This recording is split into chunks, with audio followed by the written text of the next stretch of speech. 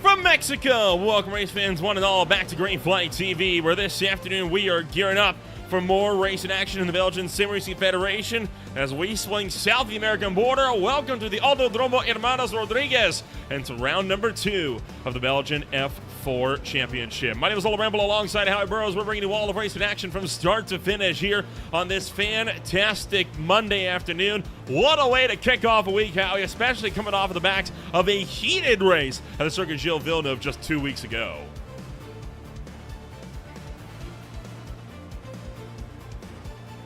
Got a lot more space, but certainly has some elements that are going to throw us well off our game. We're going to have a lot of talk about the turn 1 on this track, I think, later down the line.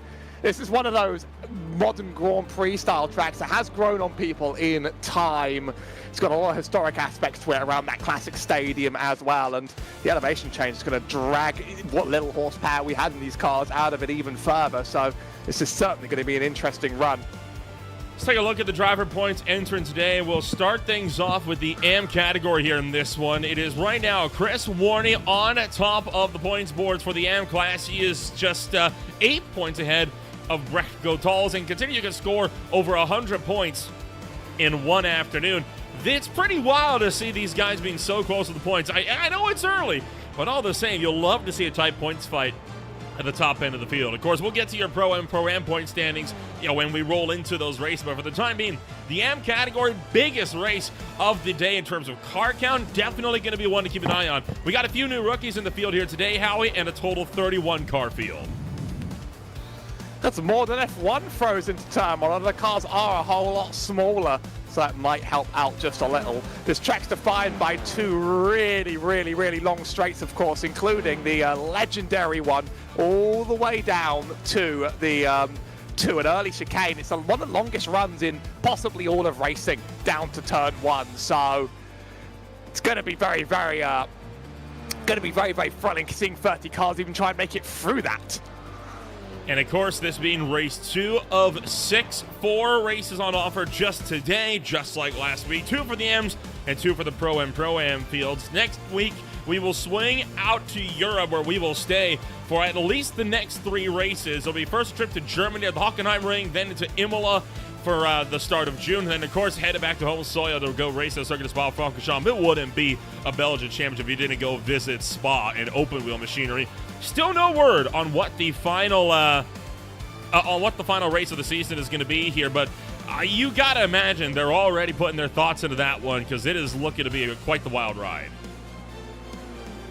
I already laid out my oddball suggestions last week. I dare not repeat.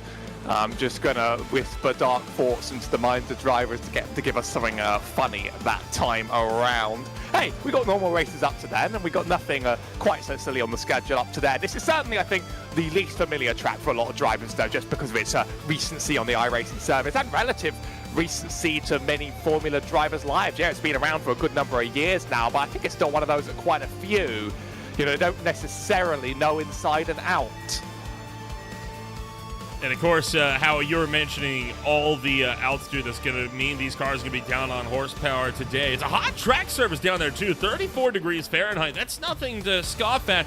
And a lot of winds blowing up to the north as well. So do you reckon perhaps the drivers might get a little bit of extra room to bring them back up to power with the wind behind them? I've seen a lot of drivers getting loose throughout the track. I'll tell you that throughout practice. A lot really slipping out of turns, so maybe that wind might be sacrificial in other ways. Slipstream's always going to be extra powerful on any track where your engine power is further limited down the road, and so I think there's going to be a lot of unique situations with the altitude and the wind around here. The conditions in terms of temperature are about the only thing that we have here that's truly normal.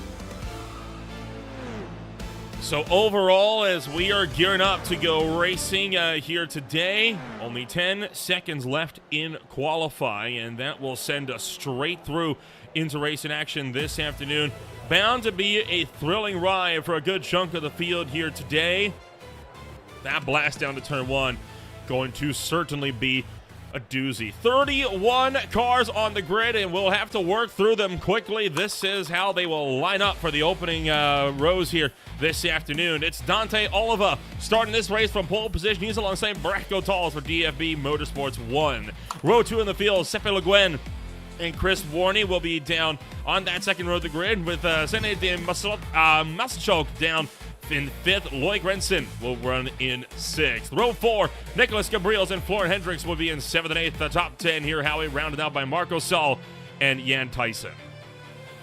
Yeah, and if you're wondering at home, I should stop making so much noise while Road Lowland's doing a starting grid. It's Kurt Vanderlacker in 11th, ahead of Nathan Corcomon. I forget there's a lot of drivers not going to be able to get through them all, but I'll go for up to 16 now. I'm here. Terence Georges, Charles De Bock, Compton, Thomason, and Jerry Dupont. And then we go down all the way down to the 30. We're going to be gridding very, very soon, so we're not going to be able to finish this job on the line, because it's going to be carnage down to that turn 1. It's going to be such a run. It is already one of the longest that you get in motorsports, but with these low-powered cars that are going to be drafting off each other in every single direction all the way down, I hope we can all make it through in one piece. The AM race was a little bit more chaotic last time around. It certainly was, and you have to imagine, just from having a 30% greater grid on the field, that would definitely be something that leads to that. Looking like we could very well find ourselves in a similar situation here this afternoon. Last time we were here, we were running stock car machinery in the Mid-Atlantic Racing Series. First time on Green Flag TV that we've taken some open-wheel cars, though, to this venue. It'll be a fun one. It's where I'm more sort of used to them. Stock cars lumber around this track just a little bit more. And we're doing the full layout here, of course, as well, which includes the cut through and chicane in the middle of the stadium. So there's a lot more turns around here. I don't really love some of the chicanes added by this layout, but they are what was demanded by the brief. Looks like we might be 1 or 2 drivers off a grid. No, we are now actually all set up. Let's get ourselves going. 31 drivers gridded up and ready to rumble as the field is going to let those revs build.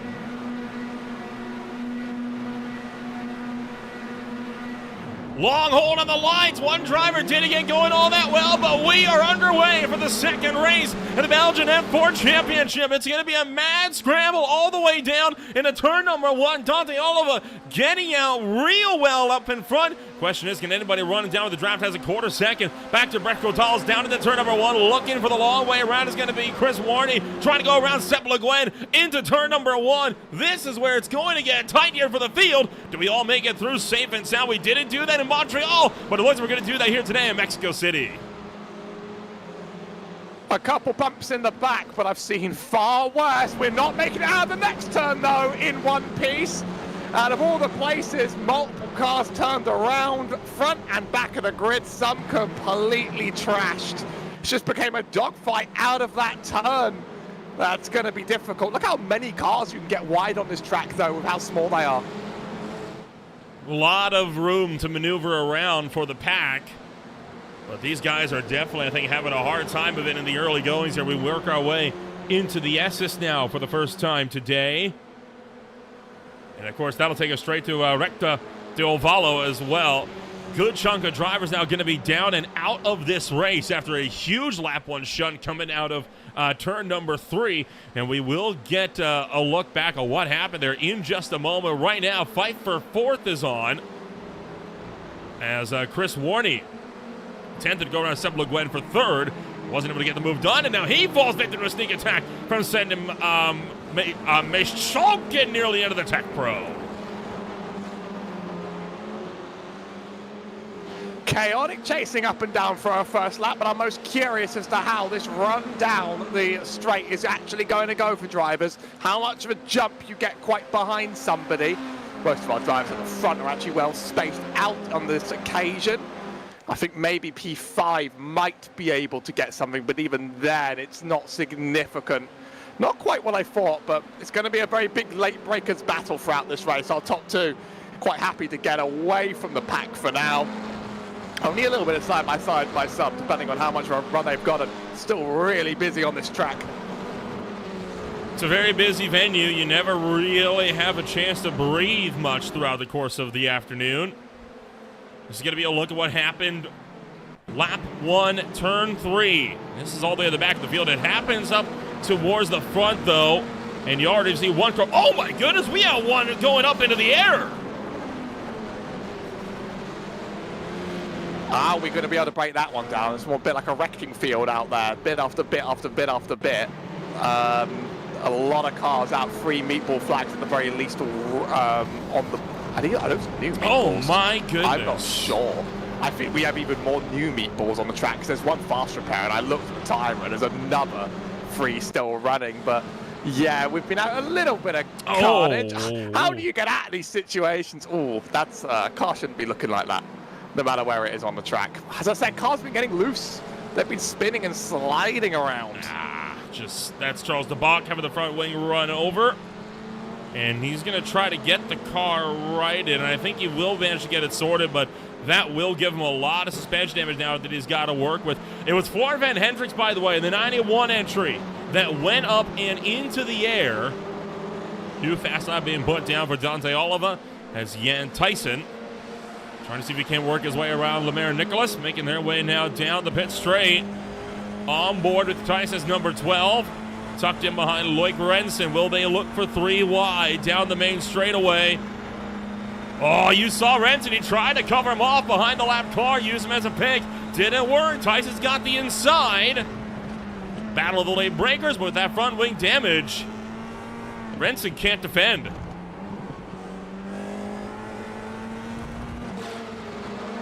And this track's really going to test a lot of the aero on your car. There's a lot of high-speed turns throughout the middle of it, so you don't even just lose front, sort of top-end speed when you're damaged around here. We certainly have more space than we do at Montreal. I mean, the track's very wide, and we've been able to get quite a few next to each other, although not everywhere's a great passing opportunity. This is a really, really, really close pack here, and even another close one further back. It feels like no matter where you look, you can throw a stone and find 2 cars battling with each other. Here's Van Tyson, still trying to... Whoa, that's a spin on the back, Terence Hortes.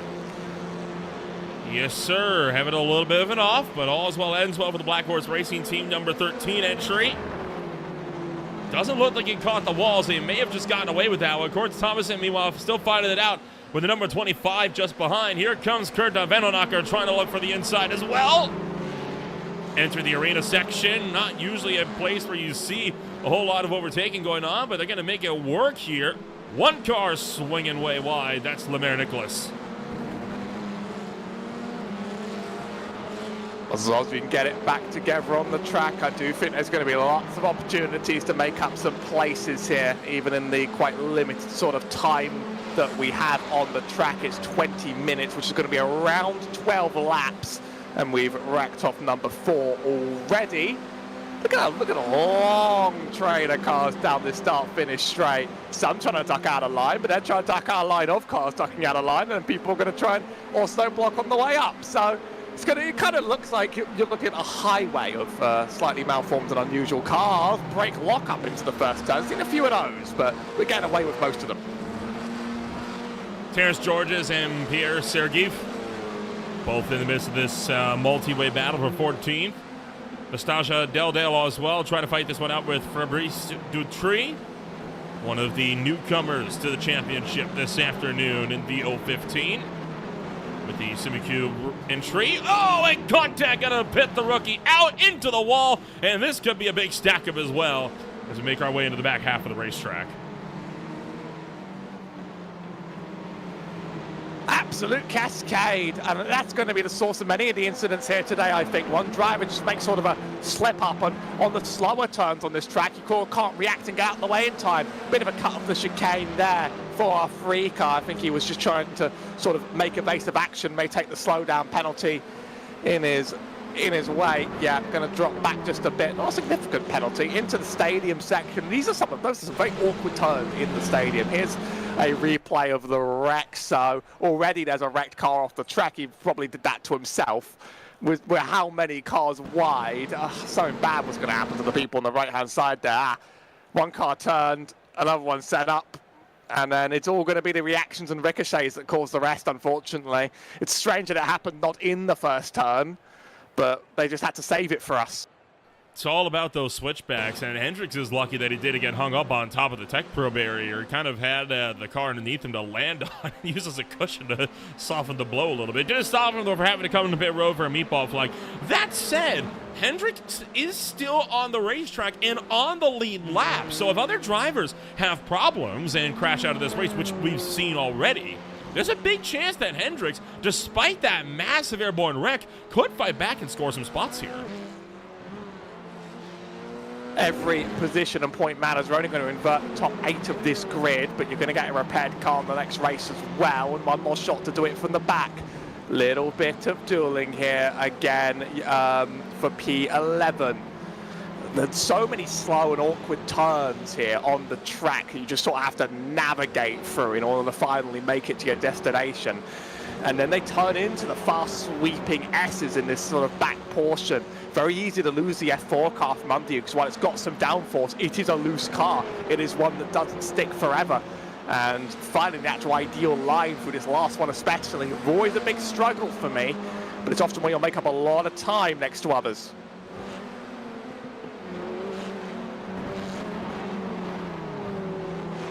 It's all about figuring out the momentum through those slower, more awkward sections. Of course, those corners used to be a lot more fast, a lot more flowing and sweeping, but obviously safety regulations eventually catch up with the times. The corners have to be reprofiled. I mean, heck, you look at this final turn, right? This is actually technically still turns 3 and 4 of a larger oval that the NASCAR Mexico Series still races on to this day. And it used to be what F1 raced on here, I believe, back in the 80s as well. Of course, now we have the arena section to break things up. Good for Formula E cars and perhaps Formula 4. Not so much for Formula 1, but you do what you can. I think Formula E runs a very unique layout around here, almost like nothing else. I'm glad iRacing got it in, but I think it was mostly just a way to slow down the cars, because that oval is not very safe. And there's a very unusual aspect to where the final turn actually tightens up on you, unlike any other oval you've ever been on. So really anything high speed, I think, has to run through the slow section, and that's how that one works out side by side here for P11. Still make it 3 wide as that 84 sort of moves out a little bit wide in the mid-turn. It's going to let Corentin here sort of slot back into position. So much trading up and down the field. Halfway home through race 1, and contact is going to send Corentin Tomasin a little bit out wide. Johan DeGent working their way through here as well. You see them taking all the use of those lifted curbs as much as they can. You're playing with fire, though, with how low to the ground these cars run. Those curves being off the ground, it's very easy to get stranded on them and end up spinning when you come back down. Some of them are brutal, some are almost nothing. That's on the topic of brutal, a very, very bad slide for our free car there. Good to save it in one piece, keep the car moving back forwards. That's going to break up that battle. I see more wrecked cars out of the end of that turn. That's, first car was Lemaire Nichols there, but that rejoin has just caused more problems. Pierre Sergeev caught up. There was one other, I believe, Michael Van Latham getting tangled up in that whole mess as well. In fact, Latham now having to take a tow to pit road. So one thing leads to the next, A big battle headed down the pit straight. This one, 3-way fight for 13th. Tim Simon, Colin Christian, Sergey Dendas, all under a blanket. A huge look going to send Dendas around. I had my eyes on Lemaire Nichols' pit entry, which I know why you didn't see. It's just a pit entry. You'd think, why is that special? And that's the answer was about his rear wing. He spun on his way to his pit box. So legitimately couldn't make it to the pit box in time. Yeah, I mean, I talked about these cars being loose in practice, but they've continued to be rough in the race. And it's just led to incident after incident after incident of rough and tricky self-spins all over the circuit. I think anyone that can keep this thing glued. Oh, I've just caught more contact live. It was just a few seconds back from there. Yep, sent around by Kokoman. Yeah, and Tyson having some more problems in of his own. I will give Kokoman credit. Tyson was loose, was definitely slower than he would have expected. Definitely made nose-to-tail contact, but you have to imagine a lot of that was contributed by Tyson being so far off pace as a result of a mistake. Lemaire Nichols is still backwards in the pits, by the way. You might just want to take one tiny little peek. I don't know if they're going to be allowed to work on the car like that. No, I don't know if that counts as being in your pit box. Tried to make it to the pit box and then spun around on the way in and just sort of stuck there like a sad little beach turtle. Sepe Le Guin has managed to close the gap to Breck Gotals, so the battle for overall P2 about to be underway as well, with 7 minutes on the clock, an estimated 4 laps to go at the line. And the 550, only 3/10 behind Gotals for the number 2 spot. On Bob, we might get a sense of just how much of a handful this car has been throughout this lap, especially through some of these faster turns on the track. It's felt very, very slick. Those are some tricky curves up there. You're sort of meant to ride them, but the suspension isn't really terribly compliant with them. This is going to be the chase for P2, and there could be a pass on the books due to the slipstream effect as long as Le Guin here just remains fast through the next few turns. I believe that may be a lapped car down the line. Yes, that's a lapped car, sort of the third one in view there, so that's not a part of this battle. Here comes the run down the start-finish. Unfortunately, car ahead's also going to get a bit of push from that lapped car, so I don't know how big the difference is going to be. It's climbing a bit, but you just have to also remember this is such a long straight. I don't know if the move will get done, but certainly a gap will be made up, and there might be time to make another shot at this later. High-speed run into the opening corner. Gotals still holds on for the number 2 spot. 2.6 seconds behind Dante Oliva, who hasn't necessarily been capable of breaking away from that battle for P2. I think right now the big thing saving Oliva is the fact that they are obviously in an active fight. So they're having to worry more about each other as opposed to going after Dante Oliva for the lead of this race. And Oliva, of course, coming out of a relatively good points haul as well for him, could be looking to really like the afterburners here in this one. Scored 76 out of race 1.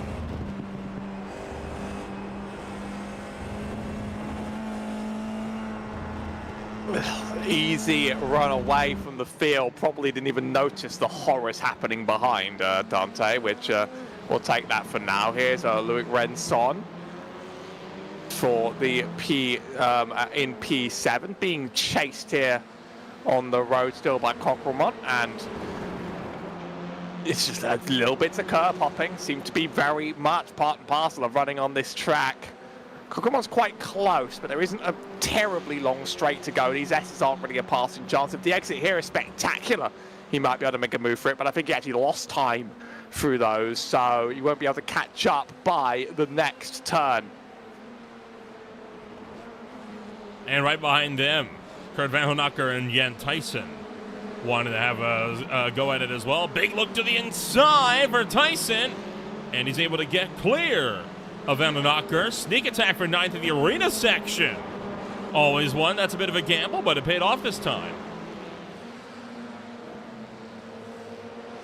Race starting to wind down. Not sure if we sort of will get another bold lunge down this straight, just because I don't see any particularly close gaps. A few drivers sort of weaving to draw off attention from others behind as well. They're well aware that this is a vulnerable place to attack.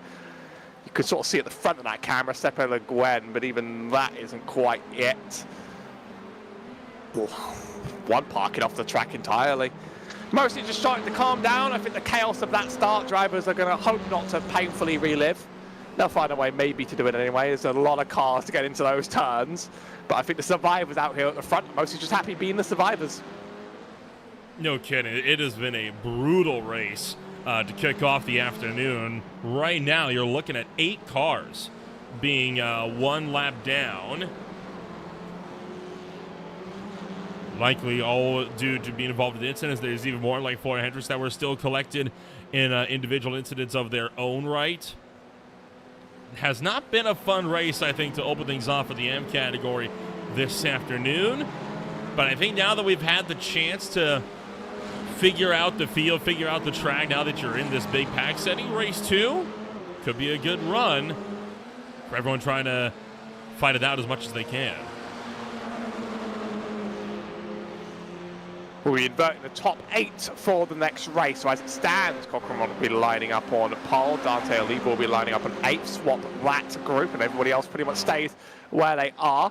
Still 1 or 2 more laps to go. Isn't this quite the busy run? There's a sort of a number of cars on different laps here. So whose battle is it anyway? It's the 550 and the 124, the ones we're really looking for off the track. Bit of a cut up ahead.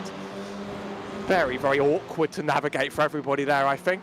So you're watching as well Anthony Francois and Terrence Georges. Those are the 2 cars that went side by side into turn 1. They are fighting for 23rd, 1 lap down. Brett Gotals and Sepp Le Guin, of course, getting caught up in this mess as well. Now that said, Gotals and Le Guin have been able to make their way through, so they'll be able to continue their fight. But now they're holding up Chris Warney, the 4th place driver in that purple machine, 3rd car in line. But the 542 or the 642 going to move aside and just let them both take it. It's becoming a bit of a traffic fiesta around now, and sure, some may be getting frustrated with the blue flags. Cochrane does want this place of Louis Grenson here. Really close on the tail, but it's going to have to get that move done sooner rather than later, because the start-finish line is not that far down the straight on that final run, and we see that it's quite a slow draft that's sort of relying on you getting there. Jan Tyson, I think, is the bigger threat here, though. Jan Tyson really is sort of getting his car so close, you sort of wonder, how is this going to end? Final lap as well for Dante Oliva, who just took his car to the line. Tim Simon off the road, and he has found the wall, missing the rear wing off of his entry, while Jan Tyson and Nathan Conquemont trying to see if they can fight this one out for 8th place, headed to the final lap.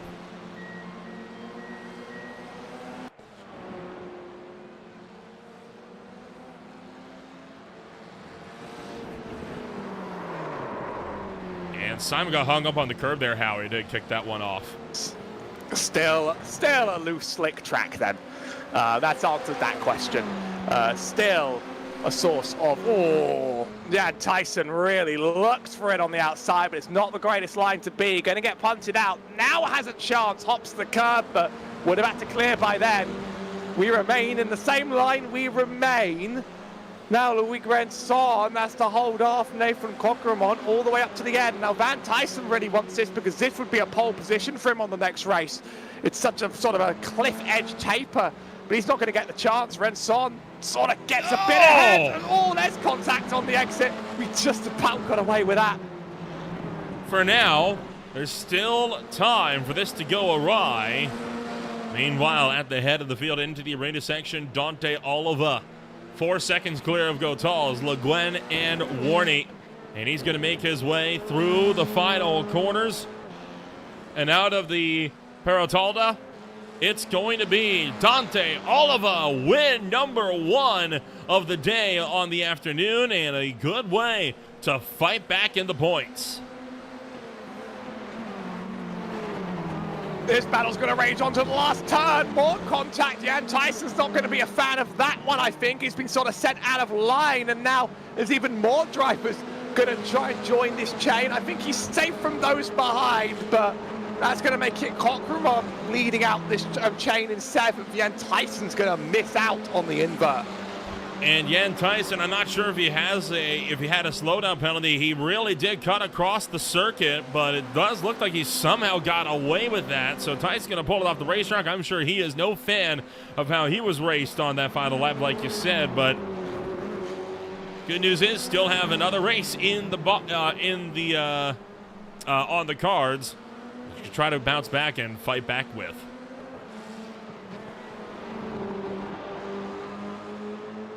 Fiorello Mellis, meanwhile, trying to race with Rafael Capone. This is for 16th and 17th. But Capone with no answer from Ellis. Race 1 of 4, and already, everything's happening everywhere. Now, there was a pattern last time around. Yep. Someone's paying for that. There was a pattern last time around where obviously we got a cleaner second half to the day than we had a first half. Obviously amateur drivers just have more to learn, and so they're going to be getting to a little bit more contact on the track. But the racing still ends up good. It ends up competitive in both sides, but certainly you sort of get the wilder side of racing around this track in the first half of the show. We're going to get exactly one more of those. Well, we'll take a rundown of your official post-race results here this afternoon as we got ourselves just a little bit here before we get to the second race in the M category. It's Dante Oliva, number 1, Go Tall, number 2, then it's Sepp Le Guin, Chris Warren, Nicholas Gabriel, Sen de Maischalk, Nathan Cockermont, Lloyd Renson, Jan Tyson, and Kurt Vandenacker for the top 10.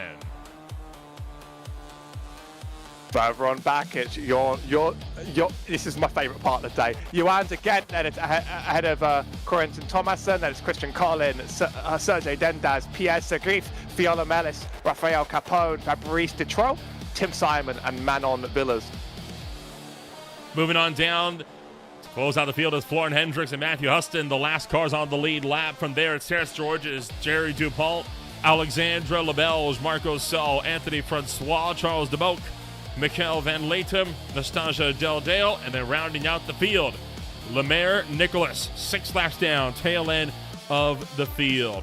We'll have Dante Oliva able to give us a chat here this afternoon with his win at the end of race number 1 on the afternoon. And Dante, what a drive. Complete domination up in front. While everyone was fighting for scraps, you were able to cruise away to an easy win here in this one. Talk us through it. Yeah, thank you very much. Well, I got, first of all, a good launch, and then it was just, vibing all the way. I didn't have much challenge behind me. They were fighting by themselves, so gave me the chance to drive away quite easy. Then it was just keeping my head cooler.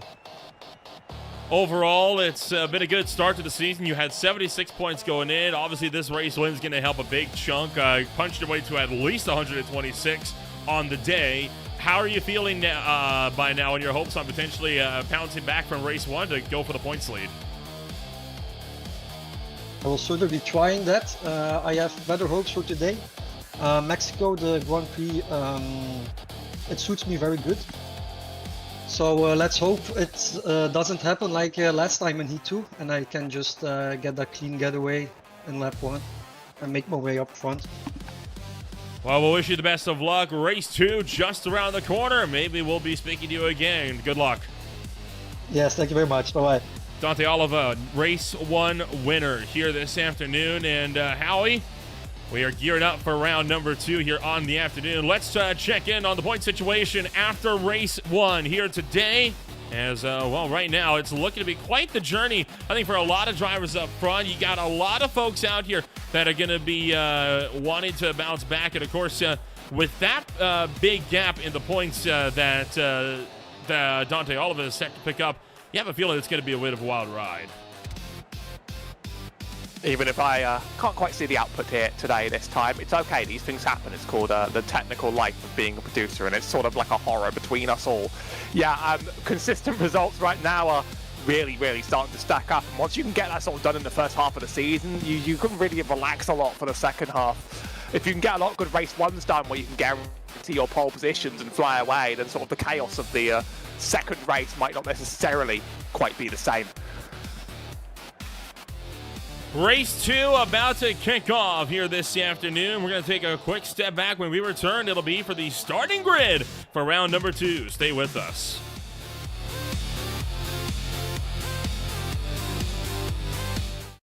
Racing isn't easy, but experiencing it is. iRacing puts you in the driver's seat with the industry's leading sim racing game. Drive on laser scan replicas of the greatest racing circuits from around the world. Go head-to-head against other drivers chosen by skill-based matchmaking to ensure competitive racing at every level. Compete across all your favorite series. In officially licensed cars, engineered to deliver the most accurate driving experience possible.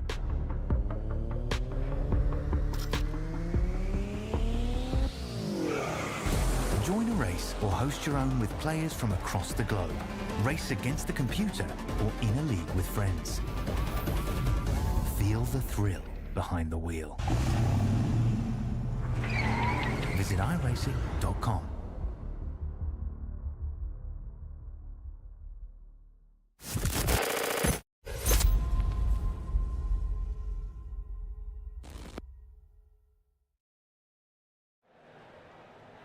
Welcome back to Race in Action here this afternoon as we are just gearing up for round number 2 here on the day, and we're going to get the chance now to get a rundown of what the starting grid is going to look like for the second race for the AM categories, and we will then hit the halfway point here in Race in Action on Monday afternoon. So taking a rundown, it's going to be on pole, 8th place, of course, being inverted straight pole position. That means Loic Renton will be looking to start this one from the number 1 spot on the field. Nathan Kokomont will be alongside him on the front row. Row number 2, you're looking at Senna de Massachalk along with Nicholas Gabriels. Chris Warney will be in 3rd along with Sepp Le Guin and Brecht Gotals in 7th. Dante Oliva in 8th. And then Jan Tyson, Kurt Van den Akker for the top 10. Tyson wanted to do anything he could to get into that invert, and unfortunately just missed the chance. Rest of this field, as they finished in the first race, meaning some of those who got meatballs the first time around, unfortunately are going to be starting further back, but maybe they could back it up on that race start. Be careful, be cautious, and expect chaotic things to happen ahead of them. The race in action down to turn number 1 of this place has always been stellar, right? I mean, we saw quite the battle, and we're going to be looking to do it all over again. Revs already building here this afternoon. And just like that, race 2, second bout of 20 minutes is underway as we make that charge down towards turn number 1. Loic Renton, Nathan Kokomont trying to race this one out as they're going to head all the way down into the opening turns of the Autodromo Hermanos Rodriguez. It's going to be quite the mad dash into this opening corner here, Howie, and question is, do we get another big pileup like what we saw in race 1? Looking for 3 wide into turn 1 for the race slate. Still Renton holding on to the top spot, and no one's able to challenge through 2 and 3. This was where the chaos happened on the back part of it. We do have a couple cars around, but actually I think we've mostly gotten away with it a whole lot better, and we've got a whole lot more cars streaming down of all sorts of colours down the next straight. Track slows down quite a bit here though, quite sort of chicane, 90-degree turn heavy. They're all a little bit off camber. Always quite hard to read them. Lots of space to go too wide as ever, but with only really one optimal line, you might not want to get pushed too far into that runoff, as you've just seen a couple there. Just a few. We're still good, at least for the time being. So everyone is still playing nice. No one's being too overly aggressive. Just now, I know there were some hot tempers after that opening race, but still doing a good job for the opening laps and opening turns of the second race in the field. Chris Warney racing it now with Nick Kokomont, as we're going to continue to fight our way through this field. Deeper in the pack, couple cars swinging out wide, and the 550 chops across the nose of Jan Tyson. Jan's made up a couple places on the start, but seems to be getting defended quite hard nonetheless. No matter where he looks, big gap ahead of P6. Sepp Le Guin is sort of 2 seconds back from the next car on the road. Dante Oliva in 5th. Other than that, I mean, most others are settling out. A few more spins in that final turn. That's the 20 car of Pierre Seguri, but a few drivers trying to go around him. He is doing what he needs to do here and not moving. And unfortunately, there is still contact. Chris Warney around the outside. Meanwhile, to turn 1, going to take the race lead away, but hops the sausage curves. That could be a slowdown over there. We'll have to see. Loic Renton, in the meantime, drops back to 2nd, under fire by Kokomont for 3rd, as Warney was able to just blitz past both of them on the scramble into turn 2. Near contact between Renton and Kokomont as we stream into turn 4. And the 21 able to survive. And how about that? A huge lunge for Kokomont, just bullying Chris Warney off the racetrack. He's already run into problems with one of his teammates. Why not just add up the tension again? Now 3 wide behind as Kokomont's going to run away, but these Formula cars, they're not quite built to take contact like that. could be controversial. Right now, got to get your head down and focus on passing these cars around you because it's still an absolute flurry behind him.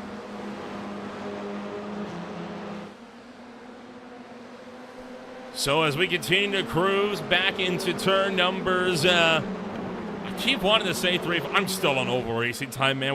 You and I are just coming off the back of quite the finale for the SRA IL Truck Series this past Saturday night. This is the lap 1 incident that happened involving Pierre Sergeev at the end of the final corner. Sergeev got spun around and everyone else collided trying to avoid him. Race director gave special warning to drivers about rejoins after that first race, and the chat warned, hey, you know, you have to stay still. We can't predict a moving car. And he did mostly do the right thing there, mostly stayed still. And sometimes you do the right thing and you still aren't very rewarded for it because others make mistakes around you. That's life, isn't it? That's life. Gap has shrunk to Concomon. It's not significantly shrunk, but it was a second. Now it's 7/10. Most of the better racing's happening further back still. You have to imagine if Warner gets back to Concomon, though, he's not going to be very forgiving in how it goes on the offense here for the move, right? I mean, you're going to remember that. And let's be honest, you get pushed out wide for the race lead like that. In stock cars, you're getting fed the bumper the very next turn. Can't really do that in open wheel cars, though.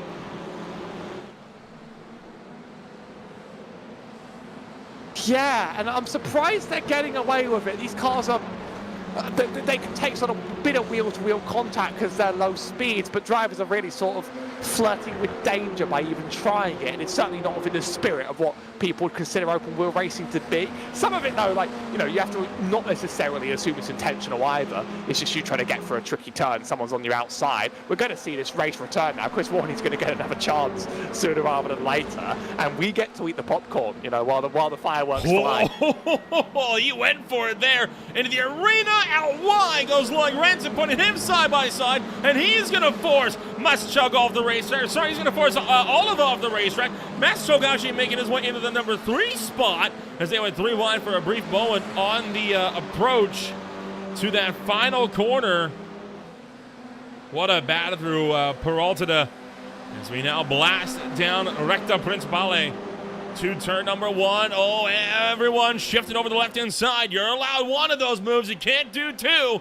Sende Maschuk still leading the way at the 25 under fire from the number 14. Down the inside is Lloyd Renson, but Dante Oliva secures 4th instead.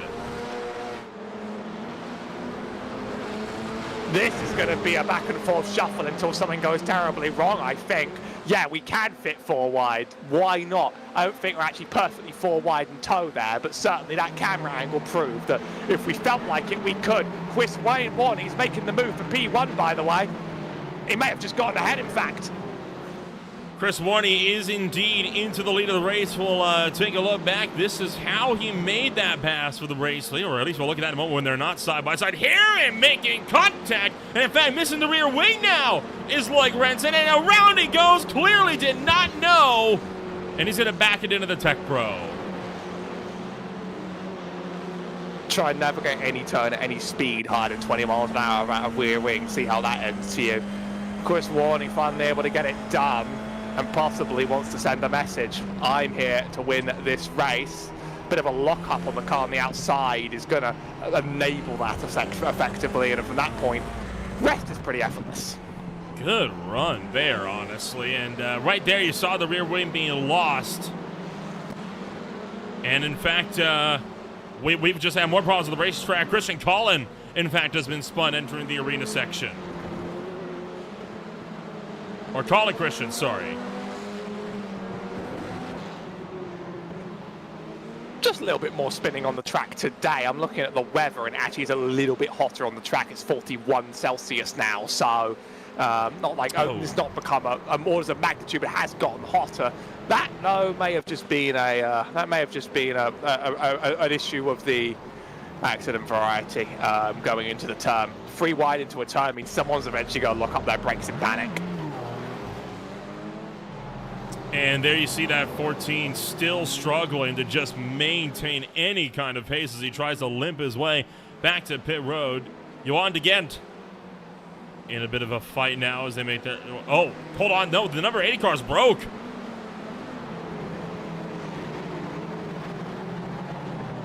What would have broken to make it run that slow? Something in the floor or in the suspension. There is a meatball, so absolutely that car is toast. And I think right there, contact with Jan Tyson did it. Yeah, Tyson is still running with no rear wing, actually hasn't spun the thing yet. Still signs of chaos on a track that's just this much bigger. So he hasn't spun it yet, but he might do it here. He's got a lot of cars breathing down his neck, and I'm sure he's aware that he hasn't lost the rear wing, but he can't drive for over half a lap without feeling that lack of rear downforce. Nicholas Gabriels is into the wall big. It was a clean opening 3 laps, and ever since then, it's been a complete demo derby. It does feel a little bit like we're trying to find every wall in a way. Like, as in, we're seeing wrecks in walls that I haven't seen up to now. And when we see a wreck in a new wall, it's like, yeah, we've put down a new wall. Oh. I mean, every curb here is its own sort of brutal. That's just another, experience of the same problem. I think these things are not taking very well to jumping them, even though jumping them is the strategy around it. Well, it does look like things are about to pick up, at least for the fight for 4th. Gotals, Maischalk, and Sepp Le Guin all remain tucked under a blanket. I'm a bit lost for words at how this race has gone. Montreal had its attrition, but it didn't look like they were trying to beat doors like we're running mini stocks, and I feel like that is the big difference. I mean, that said, this is a bigger track. It's a little bit more awkward, I think, to race in these lower-powered cars. Do you think the lower horsepower might be having a hand to play in this? I do genuinely think it's a track that not many people know, and that's a real factor. It's relatively recent to iRacing. It's showing up on a couple schedules in time, but everything else on the schedule everyone knows really well. Whereas there's a lot of, having driven this track, there's a lot of apexes that just feel like they go on for too long, especially in corners like the stadium section around there, where you just sort of think the apex is there, and actually it's 50 miles away. It's really quite tricky and confusing around there. Matthew Huston having a brief moment as Dante Oliva resets fast lap of the race. But at this point, Oliva all the way back in 3rd with only 9 minutes to go. It's a question of, can the race 1 winner chase down Chris Warney for the overall win in race 2 as well? I honestly don't know if he can.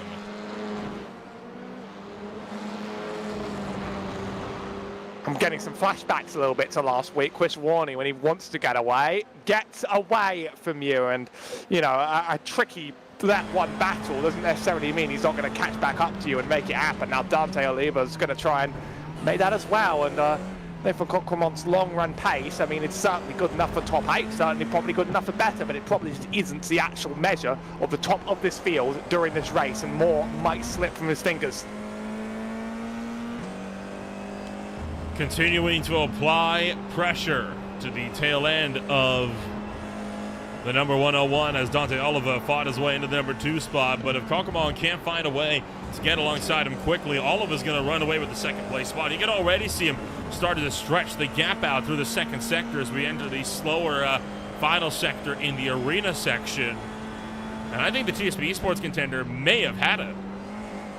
Oh, the race leader! Chris Warney's off the road! Heads up! Look out as Kokomo fights his way through! And just like that, the 21 is into the lead!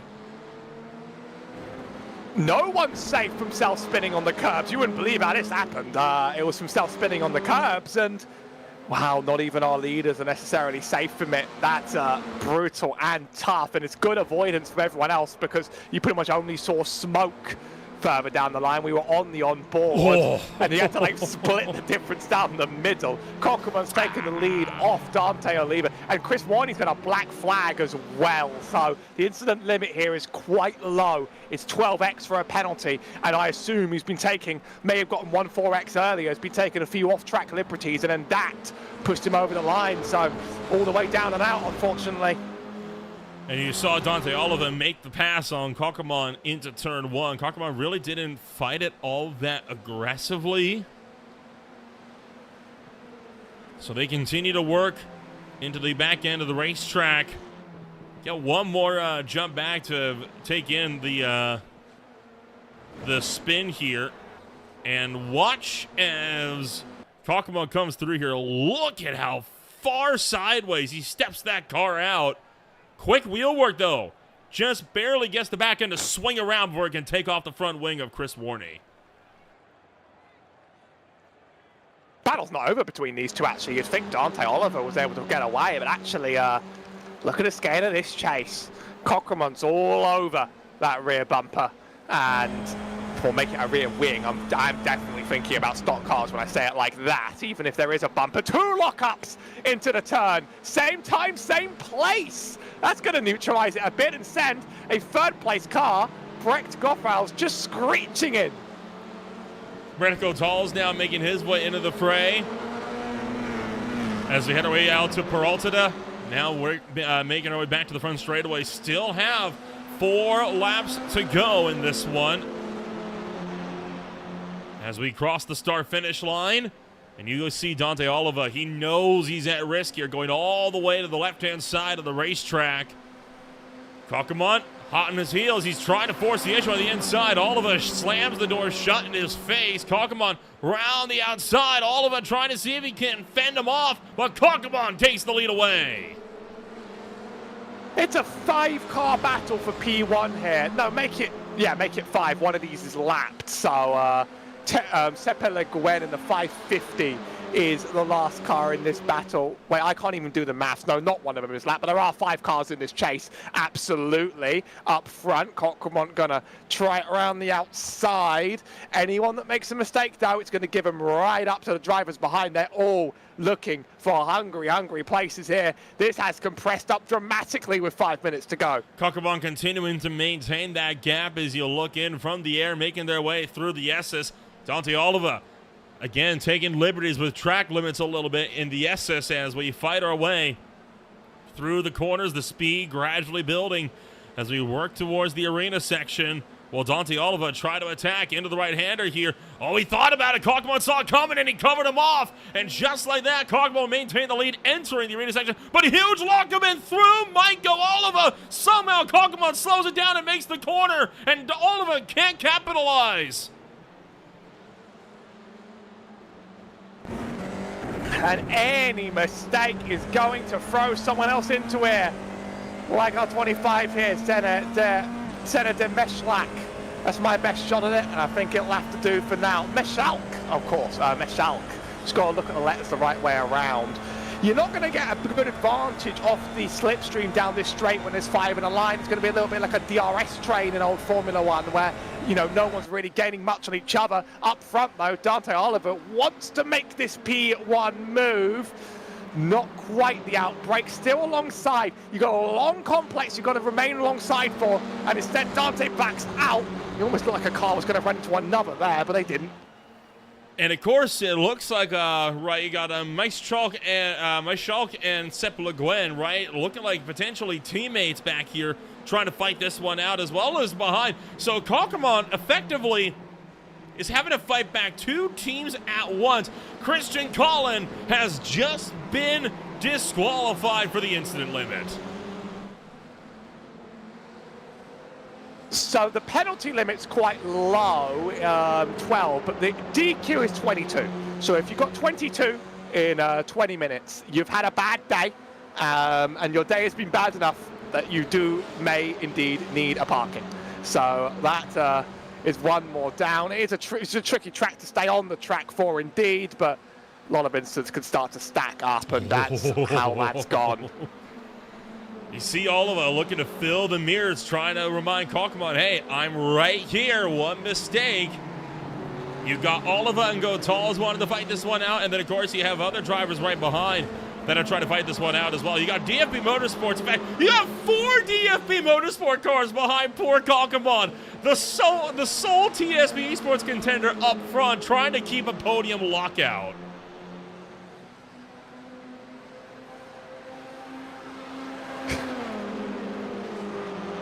We are in the month of May, so why don't we have some indie weaving down the long straight? That's very familiar looking. Dante Oliver going to have to try and make one more shot. Not even alongside on turn-in this time. There's going to be one more lap after this, so make it 2. That's a really long-winded way of saying there's 2 laps to go. Dante so close though. But all these corners, they often come with like a left-right component. So they go one way, then they go the other. And so it's quite hard to really get alongside someone without a dive bomb. It's a track that sort of encourages reckless behavior sometimes, I feel.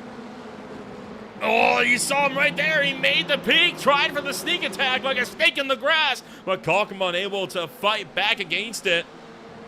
And so the number 21 continuing to lead the way. Dante Oliva trying to track him down through the S. I mean, he's right there, but it makes sense now a little bit why Gotals, Machalk and Le Guin have not been opting to fight it out all too hard with each other. I mean, yeah, they're all fighting for the same championship, but Kalkman has been on a different level up here right now. Le Guin just ate a black flag, last car in this battle. Just went one over the incident limit. Going to send something well back on the road. So Dante Oliver, by the way, has climbed here from the 8th place back up to the 1st. So they took very, very strong advantage of that invert. There's Tepe Le Guin ducking out of this battle. Make it 4. White flag waves. Here's your last shot at turn 1. Is it enough to get the job done? Kalkman might have to worry about Machalk from behind rather than trying to go after all of a quarter of a second, though, and the gap is closing, but that sent Machalk under a 10th, and Kalkman is forced to go on defense here. Will we be 3 wide for the lead? We are going to be 3 wide for the lead into turn number 1. Somehow Oliver holds on. Machalk swings it wide, but he's holding the inside. Contact with Kalkman, and it's going to be Machalk dropping back and forth. Gotals in the 3rd, but that piece of contact could seal Oliver with the win. That one I'm not going to put on Cockremont's side, though. That was an attempt at a dive bomb up his inside and then, you know, ran into the side. And you're kind of lucky both cars got away with that. May have sealed the deal, but that was a bold attempt at passing from center up the inside. It's not going to be rewarded. Now Nathan's going to have to hold off Breck, though, and this could get really close and really dicey. Well, we're going to continue to keep the pressure working with the fight as Oliver, Kalkman, Gotals, and others will all remain in lockstep. Nastasia Deldal spun out at the tail of the field, but so far, that looks like it'll be a spin of virtually no consequence. It will cost Deldal the top 10, though.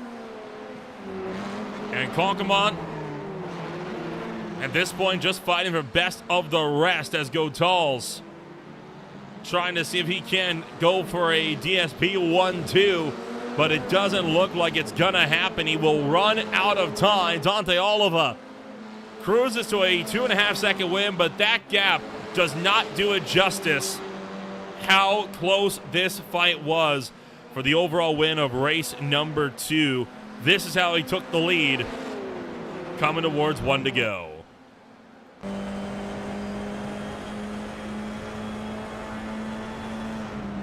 Love to see a good sort of back to front battle. More lockups on that turn. It's just more lockups the whole way down. Brakes have been struggling throughout this track. They've been screaming under the pressure. And back here, Johan again trying to race around Alexandra LeBelge. LeBelge trying to see if she can hold on for a race win here in the battle for 18th. Has fought her way up from 25th on the grid after having a bad outing in the first race, pulling alongside, but it's too late for De Gent, and LeBelge will maintain the top 20.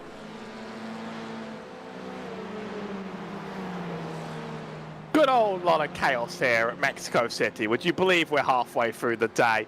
The AM race always has a little bit more jeopardy to it and a little bit more learning out the limits. So we will be having a very different flavor of race on the second half of the day, but those pro races are very, very exciting in their own right. They're worth tuning into.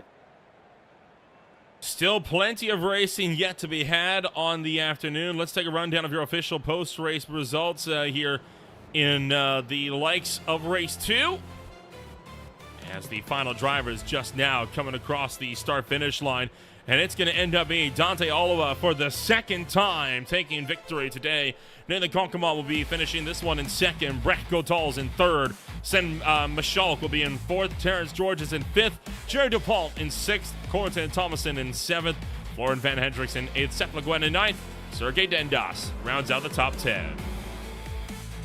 Marking out next 10, it's Sheldon Klarholt again, then Kurt Veronica, Marco Sal, Chris Warney really struggled after getting that black flag penalty, and Jan Tyson finishes 15th after some contact too. Charles de Box in 16th, had a Fiorella Melis, Alexandre Labelles, Johan De Gent, and Tim Simon. And back through the field, it's a Fabrice Dutry for 21st place, Mikel Van Latham for 22nd, Rafael Capello for 23rd, Nicolas Gabriels in 24th, Anthony Francois in 25th, Nicolas Lemaire in 26th, Matthew Hudson 27th, Lloyd Renson, Manon Villers, and Christian Collin finishing this race more than one or more laps down, with Pierre Sergeef bringing up the tail of the field. I talked to Dante last time by Howie. I'll let you get a chit-chat this time with Dante Oliva, who could look to come out of this one as the new AM Class points leader. Well, Dante, welcome back. But you had to make the first this time. How was that chase all the way to the front? It was very warm, let me tell you that. So a lot better than last time in Heat 2. This time I got some clean overtakes, and well, the last few corners were tough with Nathan. It's quite weaving a little bit, but after a mistake of him, I managed to take P1 back. So, 2 wins in the books. It's going to be very good for your points. How do you feel about the rest of the championship now? There's going to be a lot of confidence. Yeah, definitely. So I will definitely get a lot of points today. So I will go into race 3 with even more confident. Now my aim is to be the champion. Do you like Hockenheim though? Do you like it enough to repeat your success? Yes, Hockenheim is a old favorite track, so I'll do my best over there. Best of luck at your old favourite. That's Dante Oliva. 2 wins on the books today in the AM class, and it's going to be a fantastic championship lead. And with that, we are looking set to do it all over again. We'll take ourselves a quick step back. When we return, the racing action continues with the Pro and Pro-Am classes at the Autodromo Hermanos Rodriguez. You're watching the Belgian Formula 4 Championship on Greenflight TV.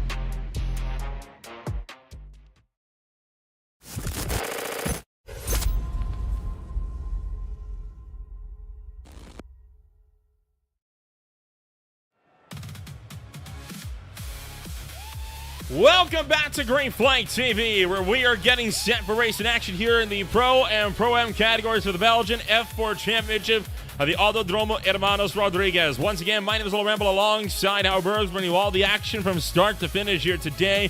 A wild series of M-Class races. We're going to almost cut the field in half, Howie, but that said, we could still be in for one heck of a fight here today. We've seen that you can get some exciting battling at this track earlier today. Smaller field, obviously, for the pros, and likely some likely less contact between them. Well, you never know. But we saw some very competitive, very tight battles last time around, and this track's already proven that it's got thrills on it. Take a look at the pro driver standings right now. It's Maxime Stavers on top by 11 ahead of Jenso Van Talen, the pro class winner in the Esports Clio Cup about a month ago. Maxime Rebrook closing things out in third. Looking relatively tight for the time being in pro. No surprise, it's only after one race, and this is what the M class or the Pro Am class looks like, and this is the biggest gap from a first or second place that we have across all three classes, Howie. 19 points. Obviously, plenty of races down the line to expand or contract this, but it looked pretty feisty the first time around, and it sort of, I think anyone could take anything from anyone this early in the championship. Once again, taking a look at the weather conditions entering this one, and how about a huge spike in track temp, 34 to 51 degrees Celsius. It is a few hours later in the day, so almost no surprise, but this is going to be a real greasy track for drivers to contend with. Hotter than last time, and it was already a little bit too hot that time, and a lot of cars went slipping and sliding and spinning out. So they certainly like to test the pro drivers just a little bit, don't they? Just give them trickier conditions to work with. We've got 17, by the way, qualifying right now for this session, so a much smaller grid, but still going to be a busy turn one, I think. And of course, out of the 17, 7 are pro drivers, and the remaining 9 are Pro-Am contenders on the afternoon, which is, of course, we now have 8 pro drivers and 9 Pro-Am contenders. So about a 50-50 split, top to bottom. Going to make things interesting as well. Qualifying, drawing to a close. And we will once again take you through the starting grid for the 17-car field here today. Jenso Van Talen, number 1 so far on the cards from Blue Mercure Motorsports. From there, it is Maxime Stavers down to number 2. Christoph Herbig now and Gautier Effectopoulos will be 3rd and 4th. And then in the AM category, row 3, it's locked down by 1 and 2. It's Antoine Nicolai and Francois Bods, the current points leader. From there, 7th and 8th in the pro category, it's Matthew Collin and Maxime Rebrook, with Marceau Gindi down in 9th. Mark Stassen will be rounding out the top 10 as well.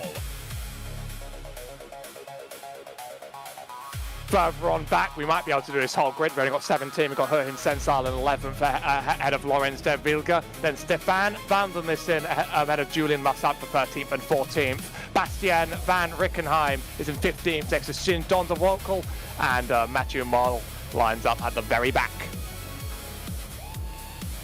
Just waiting on effectively your entire outside row headed into turn 1, including your pole sitter, the grid on up here this afternoon. 2 more races to go, 20 laps apiece. Howie, it was attrition filled for the AM categories. Do you reckon it's going to be any different here for our Pro and Pro-Am race? I think it will certainly be cleaner. It will certainly be on this grid. There's less cars, and I think these drivers probably know this track a whole lot better. Conditions are tricky, though, so it could still add a little bit of jeopardy. And obviously, the track does produce just a bit of that in itself, though. Just waiting down the final couple of drivers to grid on up. And just like that, the rev's gonna build. And we are underway for race number 1 of the Pro-Am categories here this afternoon. A good launch from Jenso Van Talen, already pulling out by 2 tenths and 3/4. Maxime Stavers, though, will try to run him back down as we head into turn number 1. All 17 have gotten off the line well, and it's going to be bump drafted headed down to turn 1. Christoph Herbig now trying to get a push to the back of Maxime Stavers. Gautier Effectopoulos as well in the mix. As everyone fans it out, 2 and 3. We're so far able to hold it, though, through the opening sections. I saw almost a little bit of almost like it looked borderline bump drafting down that straight going into the first turn. I sort of thought like something horrible was going to happen there, but we've mostly gotten away with this in one piece. Van Thielen leads, of course, but there's no contact for anybody, and it's quite a close train. I do wonder, though, when we're going to see a driver like Hermanos, one of the highest rated drivers, sort of potentially start making those moves. Quite a big skill spread in these lobbies. Well, for the time being, everything has been running safe and sound. Actually, pretty much no actual contact throughout the opening lap here. Definitely what you want to see after some absolutely attrition-filled races in the 31-car AM class that we had on the day. Everyone is still line astern into the arena section for the first time this afternoon. Do we see any attempts at a dive bomb? They got a little bit of side-by-side of the tail. That's Colin. Side-by-side of Maxime Rebrook as they make their way to the final corner. And now a bit of a wheel check. Bit of a chaos running into that oval. Wow, it's 7th place back. It's just sort of become this like bogged up bog train. Let's go 3 wide into the first turn. Something's going to have to give here before the braking zone, where it could end in disaster. Now, we've seen 3 wide work before, but not often with how this opening turn is profiled. It's going to end up being the 75 that backs out. Huge lockup there. And off the road goes Marcel Gigny as he's going to tumble down the field. Sorry, that was Maxime Rebrook. And some contact. Oh, Lorenz de Vilga's just had a little bit of contact sent sideways. Could be a small amount of damage on that car. Not completely wrecked out. Lawrence de Vleger, number 72. That car's looking okay. I think he may have just gotten away with that one for the Smiths Racing crew.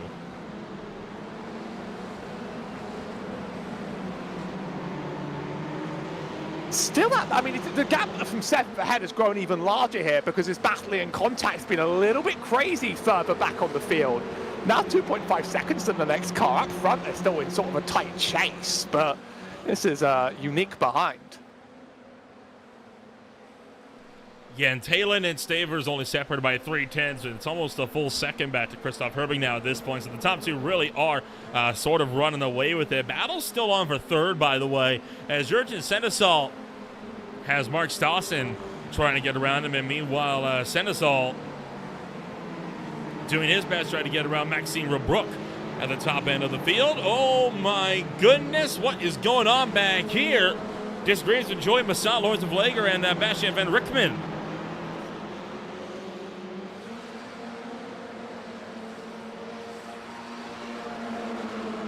Still now we're doing single file down the straight. Took a little bit for us to get that man out of our system at the very start.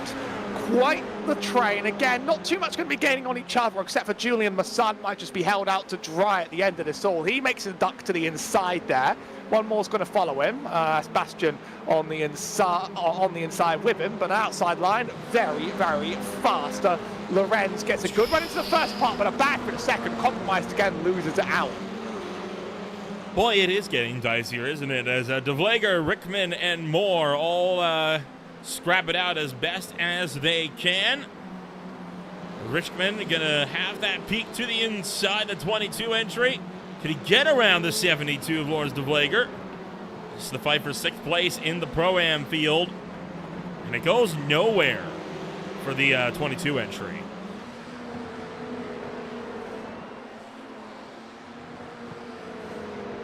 So down further back, this sort of train is running in line, but there's some similar sort of, I'm just looking at the gaps across the grid. Maxim Stiver's still able to remain in half a second of the leader, not really ready to mount a charge yet, but could be in range. And then gone for Faggot Pauls is on the back of Christian Herbinal. He's a little bit closer too. So up front, we among these sort of top 4 drivers in the pro class especially, and looking like they could get this done in enough time. Obviously, the aspect of time's a little bit different on the road. We actually do have a spin in the back. That's Lorenz de Vleger has gone down and around. I think there might have been, yeah, a little bit of contact in that. And this time he's going to be forced into pit road for mechanical repairs. This is what happened to De Vleger. Just got tipped by one of the Auriga Racing crew, and that secondary hit there would be, I think, what seals the deal for him.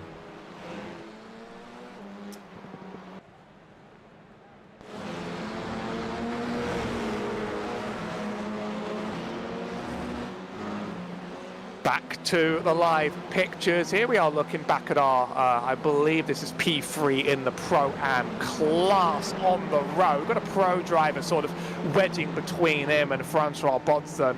Maxim Rubrov just sort of wants to be out of this train just a little bit. But as long as he's the cork in that bottle, Mark Stassin's just going to be on the rear wing the whole time. It's very unusual dynamic with the multi-class around here. And Mark Stassen, he's going to try what he can to work his way through. No doubt Jurgen Senezal wants to fight his way through to get around Maxime Rubruck, because he would love to have a buffer between himself and Stassen. Now, you don't get points for overall position. You are only scored for class position, which, of course, does mean you need to kind of pick your moves a little bit more carefully, I think, if you're wanting to battle it out with a different class. No, you're not going to be getting any points by running them off the road.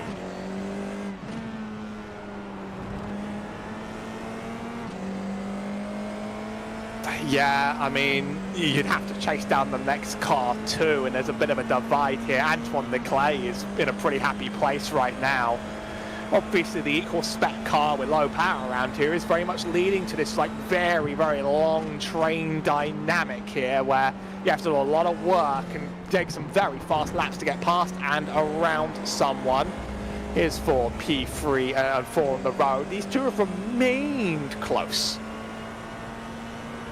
Gauthier Efectopoulos trying to see what he can do, as he's got the slipstream off of Christoph Herbig now, but is, much like the drivers behind, been unable to realistically contest for the fight. That said, Senezal finally has the look on Rubruck, but all that's going to do is open him up to an attack from behind as Mark Stassen tried to chuck it down the inside of turn 4 to no avail. There's sort of a lot of tension here that goes unresolved on the track, I think. I don't know if they're just going to stay in line or sort of wait their chance or push, sort of make a bold move later. I mean, the time is not infinite. You know, you only get 20 minutes of it, and we're approaching the halfway anyway. And obviously that P8 position on the road is Maxim Rubruck, is actually 6th in class, 8th on the road, is sort of a money position when it comes to getting swapped back up to the front.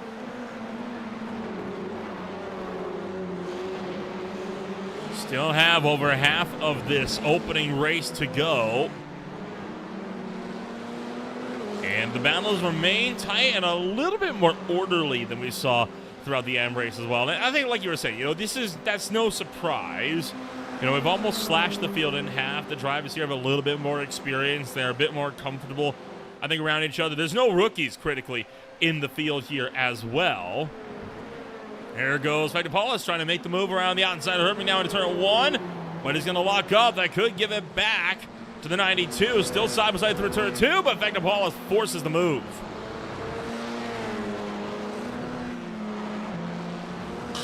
There's a lot more tension running in this race than there is in the last one. Obviously, there's a lot more patience from drivers. That's a dip to the outside. I wondered if you do that an inch too far, you go on the grass. But actually, it might have given up the place just a little bit. Hermanos hangs it out on the outside, but outside's really bad on the second half of that turn. It really bites you. That nose is not quite on the inside to make a move, but he's trying everything, And every move that doesn't go his way, Antoine Nicolai, race leader in the Pro-Ams, gets closer and closer and closer. So yet again, something else keeping tabs on, as well as we're keeping tabs on this, as Marcel Gigny to the inside of gets overtaken, by Mark Stassen there. So Stassen finally completes the pass, now 8/10 behind Jurgen Senezal for 3rd in the Pro-Am category.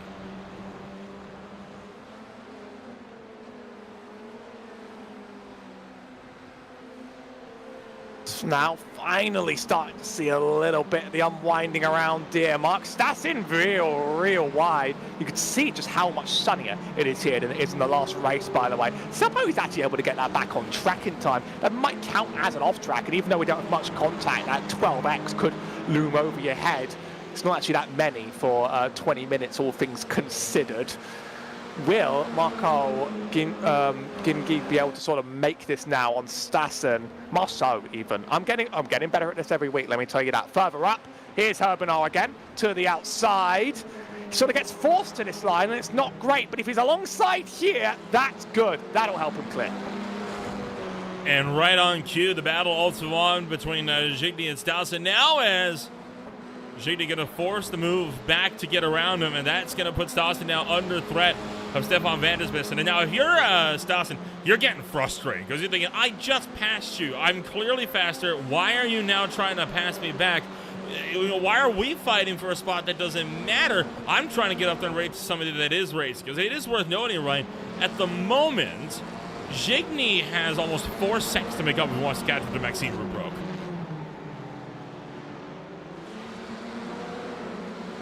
There are a few places here that might just be out of reach, and that, I mean, we did see mistakes from our leaders in the last races. We did see these sorts of things happen, but you're very right in that like Rubrock might just not be an easy chase now, and you might just have to sort of accept a low ranking place in the class.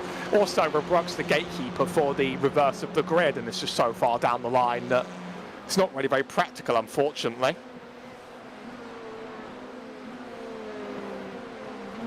Ever a conundrum that drivers have to work their way through.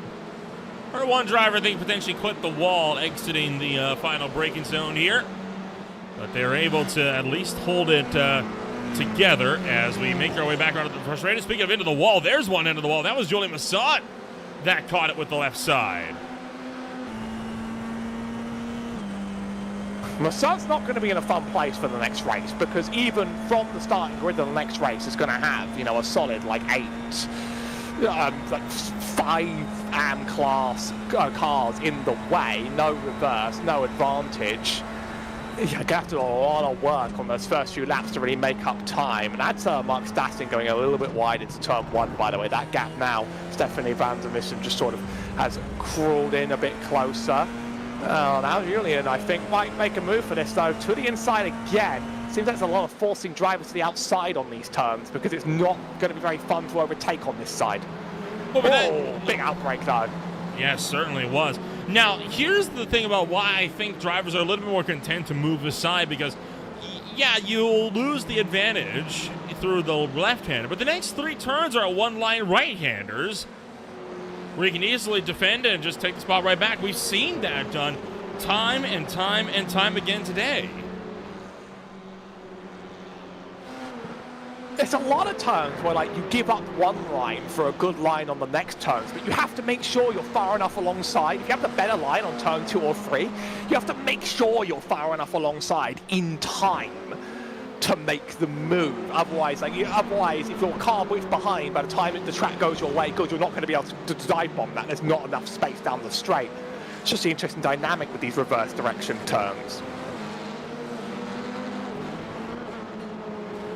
Well, all the while, the fight continues, and we are entering the closing laps of this one as well. Into the last quarter, 6 minutes and 40 seconds on the clock. Yet again, Gauthier Effective Paulus closing on Christoph Herbig now. Yet again, looking for the inside. But yet again, that momentum around the outside of turn 1 has been stellar all day today. And you have to imagine maybe it's all that extra room to work with in turn 1 that gives you the confidence to swing that one around the long way. But it doesn't stop Paulus from pulling the long side. Contact down the straight towards turn 4. And if Paulus can remain alongside, that could have been a huge advantage for him in the battle for third. Not quite, though. Herbig now able to clear before they get to turn 5.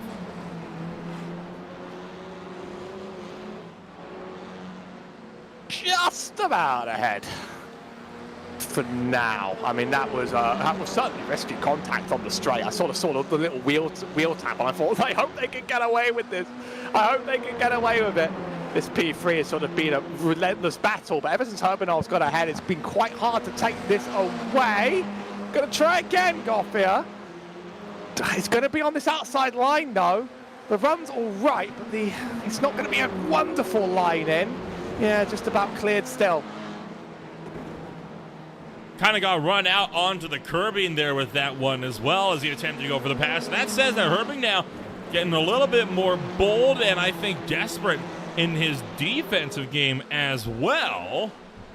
Which no surprises on that one when you're into the final laps of this one. And now you start to see Herbing now looking to pull potentially the IndyCar snake. He really held it tight to the inside, exiting the final corner. But now they pull back over to the left down the pit straight. And in fact, Paulus he will be close enough to go for a dive into turn 1.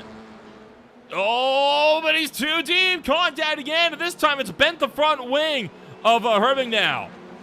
But Paulus has a black flag.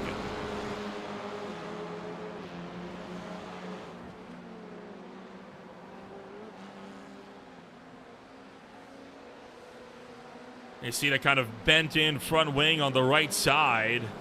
It's not going to have the biggest effect on downforce, but it will have enough. Yeah, and Godfrey's 12x there. I mean, it's quite a small margin, but I feel there's a lot of off tracks to get here, and then I guess 1 or 2 contacts pushes you over the line. That's going to defuse that battle, but Antoine Nicolai just sort of returned to this now to make the chase for the P3 themselves. Of course, this track, one of the more forgiving tracks when it comes to incident points because of all of the AstroTurf and asphalt runoff. But you abuse it too much, and it's very easy to abuse track limits here. It'll still bite you. And Paulus flying a little bit too close to the sun as he made contact with Herbing now. Antoine Nicolai now will be in the battle for overall P4 with Herbing now. Now the big question is going to be, is he going to take it? Critically, got the effect of Paulus. Not coming to pit road yet.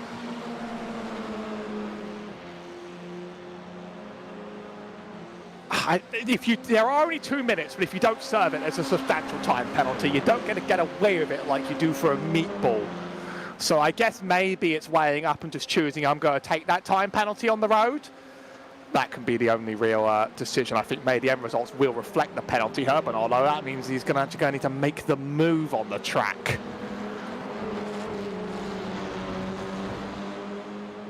Well, the fight remains tightly congested, while up front, Jentel Van Talen getting set to take the final lap of the race. This next time by at the stripe. Herbing now trying to get around the fact that Paulus, I'm sure he's thinking, he probably knows he has a black flag at this point. I know Paulus knows he has a black flag, so I don't know why he's running the risk of fighting this hard. I guess there might still be positions with the time penalty. I mean, we saw it causing chaos, and that was going to end badly as soon as I saw him cut that first half of that. And There's going to be a lot of words said about that. Yeah, I'm sure the stewards are not going to take kindly to that one. It's one thing to take a driver out, right? But it's another to do it while you already had a black flag that you hadn't served when you had the chance to the lap prior. You weren't racing him for on-track position. And he's still fighting, by the way, because look at now he's just trying to Maxime Rubrock behind. This is just reckless from the 27.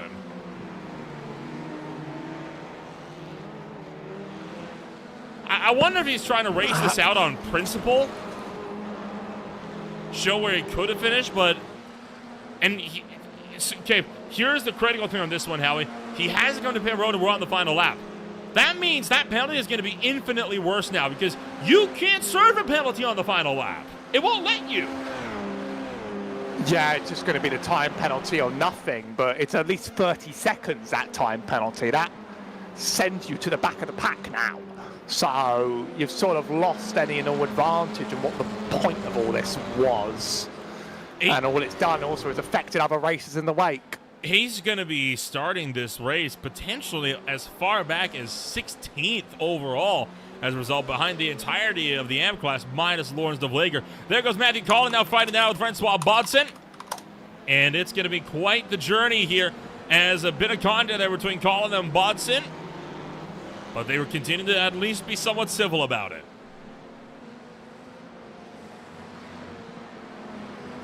Maybe have something civil on this track to wrap up the day. Who knows? Still a few battles to go on the road, though. We're keeping an eye on one of them up down the line. This will be for P4 overall. Francois Bodson sort of peeking left, peeking right, but with only one lap to go. Here is the winner we didn't get to see much of, Jentel van Tielen. Tyson? Yeah, I might have gotten that one wrong. After the thing I was warned not to do. Jentel van Tielen coming across the line this time through. No news is good news for the number one. He is back to victory lane. Here's the battle for third overall as Antoine Nicolai, Matthew Collins just racing it out for bragging rights. But it's going to be Nicolai in the Pro-Am category who's going to hold on for this one. Stellar drive for him.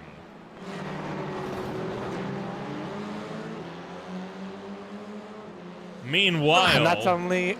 Oh, so, yeah, by the way, Gonford's running through the pit lane. So, no, you can't serve it on the last lap. We've been through this. Very unusual. I don't know.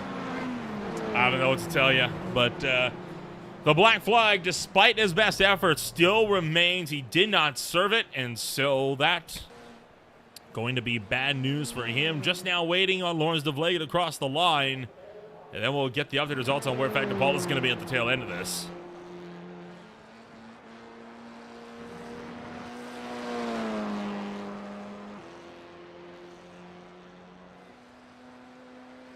I think this is going to be the first race all season, Howie, where all cars are actually going to finish on the lead lap. It's a big, big, big track. We haven't had any race-ending wrecks. Maybe, hopefully, we won't have any the second time around either. But certainly has been one of a little bit of chaos left, right, and centre still. But a very different kind of chaos, to be honest.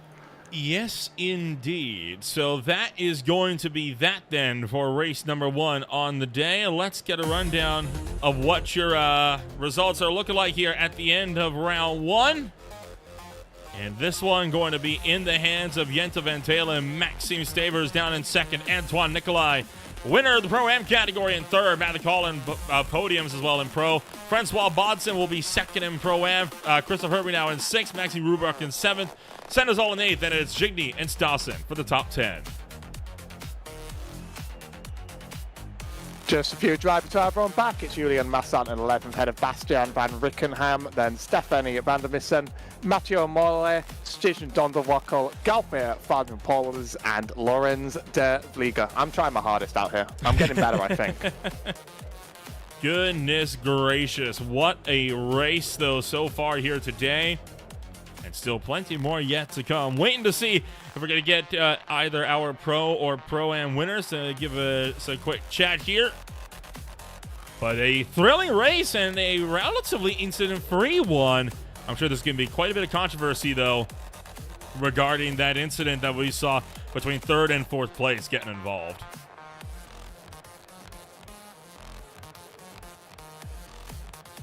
I'm keeping an eye on the server in case anything kicks off any conversations, because a few talked about the rejoins in the first race of the day, and I feel like I don't know what the attitude will be this time around. Yeah, you and me both. We'll try to get a look back, if we can, at the incident here that kind of led to all of that drama at the tail end. This is going to be on board with Gauthier Fagdopoulos on the lead up to the incident.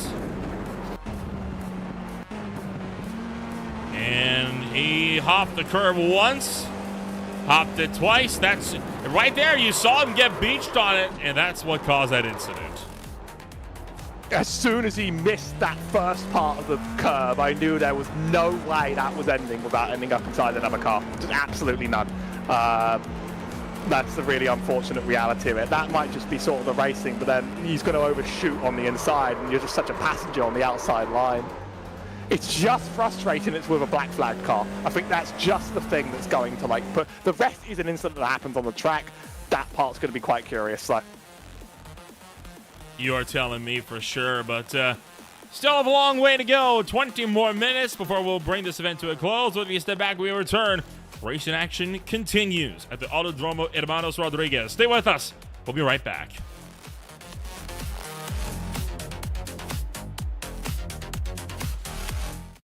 Racing isn't easy, but experiencing it is. iRacing puts you in the driver's seat with the industry's leading sim racing game. Drive on laser scan replicas of the greatest racing circuits from around the world. Go head-to-head against other drivers chosen by skill-based matchmaking to ensure competitive racing at every level. Compete across all your favorite series. In officially licensed cars, engineered to deliver the most accurate driving experience possible.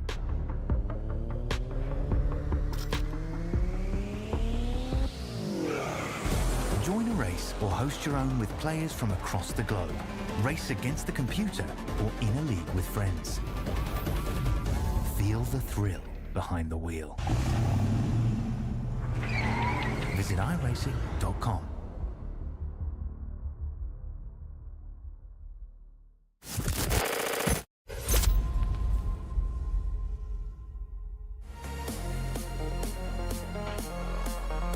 Welcome back to Autodromo Hermanos Rodriguez here in Mexico City for race 2 of the Belgian Formula 4 Championship. My name is Oliver Ramble alongside Howie Burrows, gearing up for one final run on the day before we will bring round 2 to a close. Howie, it has been stellar so far, and there is still a lot more racing that we'll be having over the course of the season. And I do like the variety we see on the season. Obviously, we'll be at Hockenheim down further on the line, but this track, I think it's a common track, but it's also a little bit of an oddball given how new it is to iRacing. Plenty coming up on the channel here as well. For those that are particularly interested in the road racing, check out Beer League, always a lot of fun. Obviously, NASCAR's doing a little bit of road course racing with series like the Speed Cup, and VSCA, seeing IMSA cars at Homestead is going to be a lot of fun. Well, so far, a lot of racing yet to be had here today. Of course, don't forget as well, check out the High Tide Racing League, checking off their season 6 of the Premier Series. That'll be later on tonight. Myself and Justin Prince will be out at Daytona International Speedway for some truck racing action on the afternoon. But here we go. One final round to go. And as we gear up and suit up, this is how they will roll on out. Once again, top 8 getting inverted. So from 8th place on the grid to pole position, it's Jurgen Senezal, number 1 spot. Alongside him, Maxime Rubruck will be starting this race number 2. From there, Christoph Herbie now will be in 3rd for Delatraz Automotive alongside Francois Bodza for Owned Esport. Row 3 holds Matty Collin for SRBX Simware alongside No Pace Racing's Antoine Nicolai. Row 4 holding Maxime Stavers. He is alongside Jens Van Taylor for Blue Mercure Esports. And over there, it's Marcel Gigny for RPM Belgium. Alongside Owned Esports is Mark Stassen. P11, Julian Masson and Bastian van Rickenheim. I actually do think every car's on the grid, so trust me, there's more out here. Away we go. Well, boy, beating us to the punch. I didn't know we were in the race as well as we hightail it down towards turn 1. Jurgen Senezal ahead of this one. Now, by the way, it was Dogger Wolk, Van der Smith, and De Vleger that were all at the tail end of the field. So 17 cars hightailing it down the front straightaway into the opening turn. And once again, 3 wide. It's going to be Rubruck looking to take that spot away. Senezal trying to go around the long way of 2 and 3. Hurry now in the mix, and contact sends Senezal off the road, but he keeps it out of the Tech Pro.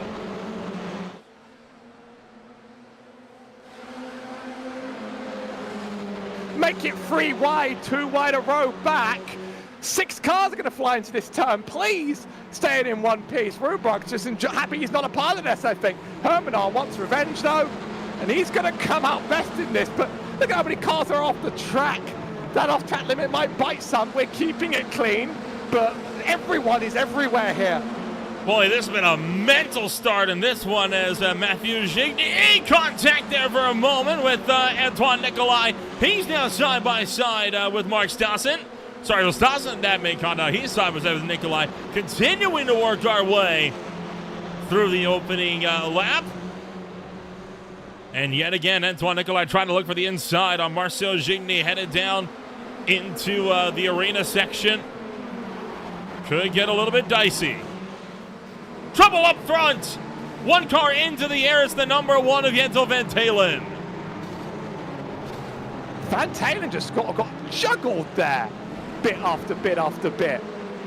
Another car into him, though, not the only one that's taken serious damage. As a meatball flag on Stivers. He would have been the other one involved. Tough break for him, and we're still looking for 2x3 at the back end of the field for the SMIS crew. Stassen, Vandersmissen, De Vleger, all under a blanket. Oh my goodness, we're looking for 4 wide for a moment. More contact down the pit straight, but they're able to hold it. And up the road, that's got the effect of pause of them dropping down the order. Are we going to make it through turn 1? I think we just have.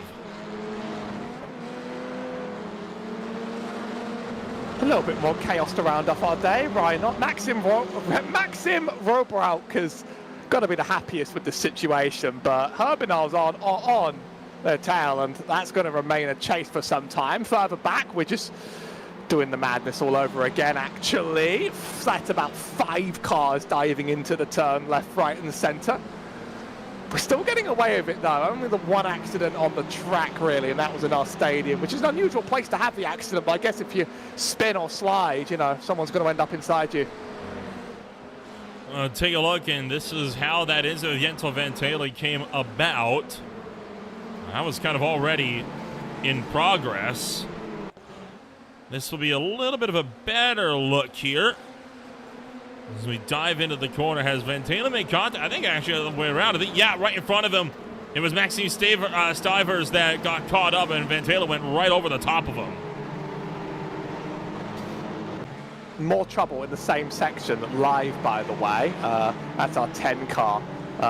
Was able to sort of loop it around and recover about a meatball, but, you know, like today, we've made it the stadium section's problem. I mean, I would argue better than turn 1. The people in the stadium section get some entertainment on the afternoon as Christoph Herbie now, down the inside of Maxime Robrauk.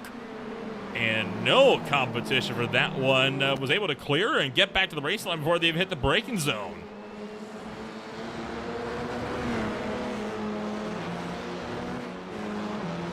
Back to the race at hand. And Hermanos easily sort of claimed that lead back now. I think he really wants to score points after a disappointment last time around, and he proved that he was roughly fast enough. Do wonder if Robrauk's going to have anything in him, or whether Bodson's going to have anything in him, or whether, you know, their battle for that P2 ultimately holds them up so much that Hermanos able to get away with it. 15 minutes on the clock. Already almost 1/4 of the way through this thing is behind them. Mark Stassen and others still embroiled in that fierce fighting. All the contact is kind of, it splits them apart, but as they make contact further up the road, it just drags everyone right back into the mix. That's a bit of a brave look, as Marcel Gigny could not complete the pass on Stassen.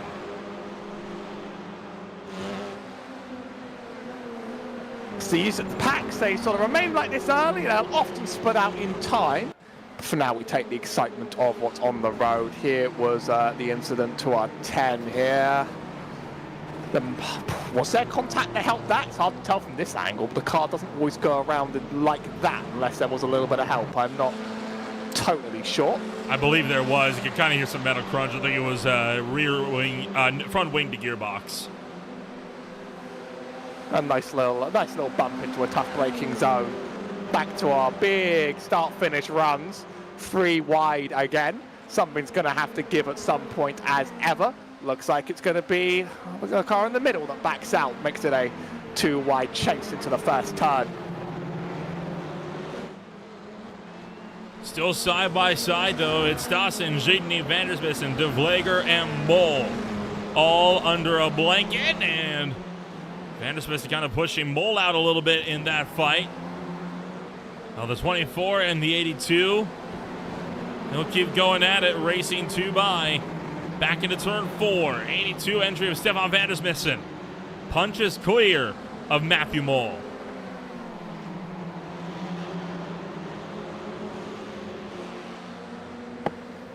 Still all under a blanket up around here. I mean, you could just swap and change any place, and there's points on the line for these drivers, even if they're further back in their class. Francois Bunson's got to be quite happy with a car's gap sort of protecting him from the next Pro-Am driver behind.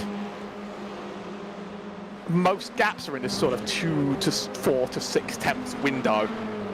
No one quite ready to force it this very second, although we've seen that passing is obviously very possible here.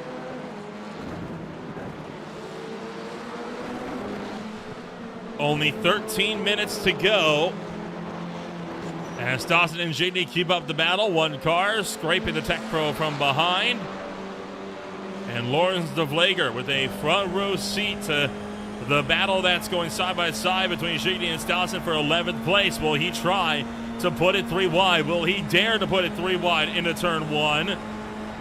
It'd be brave from this far back, and nope, you hear him lift out. He is content to let them run it out for the spot just 2 by. Locked up and in hot. Going to Ghost Dawson.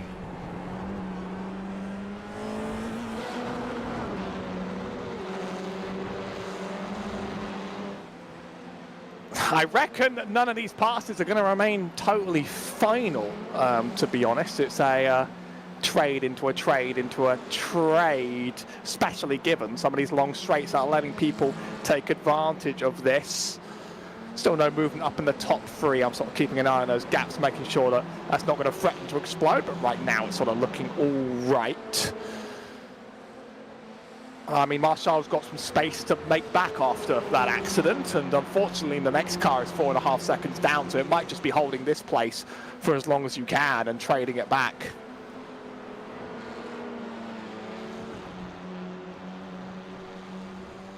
Hey, sometimes that's what you got to do, right? You just trade back and forth, and hope that eventually you can get a move that will seal the deal. But in order to do that, I would argue you need to take that into turn 4, then run away through the twister section of the middle. But even there, with how high speed it is, and of course how powerful the slipstream can be in these iRacing Formula 4 cars, it's nigh on impossible to break away from anybody that's as evenly matched as you are down the straights.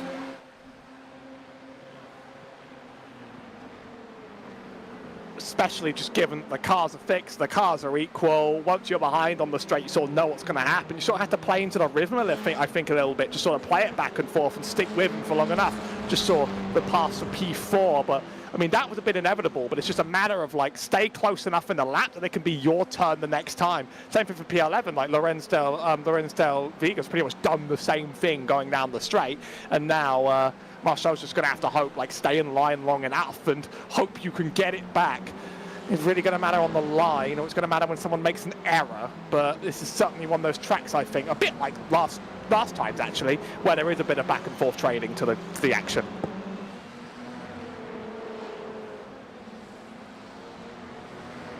Halfway home in the final race on the day as Bastian van Richtman.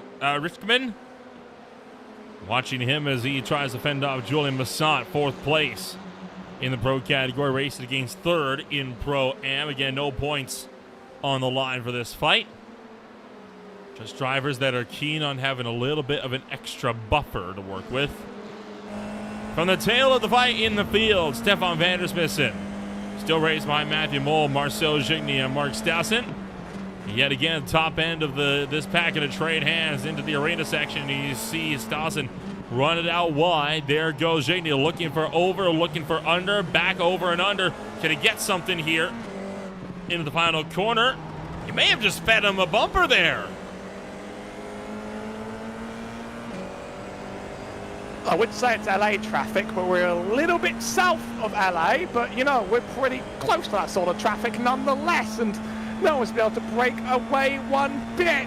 It's a nice onboard view from behind of the carnage that's about to happen, because we're going 3 wide again down the straight. Is anyone gonna give up on this chase? I don't think they necessarily are. Nah, middle's gonna decide, not my sort of business. We're still getting too close for comfort. We're still doing a little bit of bumping into each other through the turn. Boy, that got a little bit dicey there, as I think that may have been, in fact, Gigny that backed out from the middle, looking for 3 wide again, and it was the number 10, by the way. Get a little bit tighter this time with the 3, the 24, Matthew Mole in the middle. Oh, and huge trouble behind as Stefan van der Bissen destroyed after contact with Sten Donkerwalk.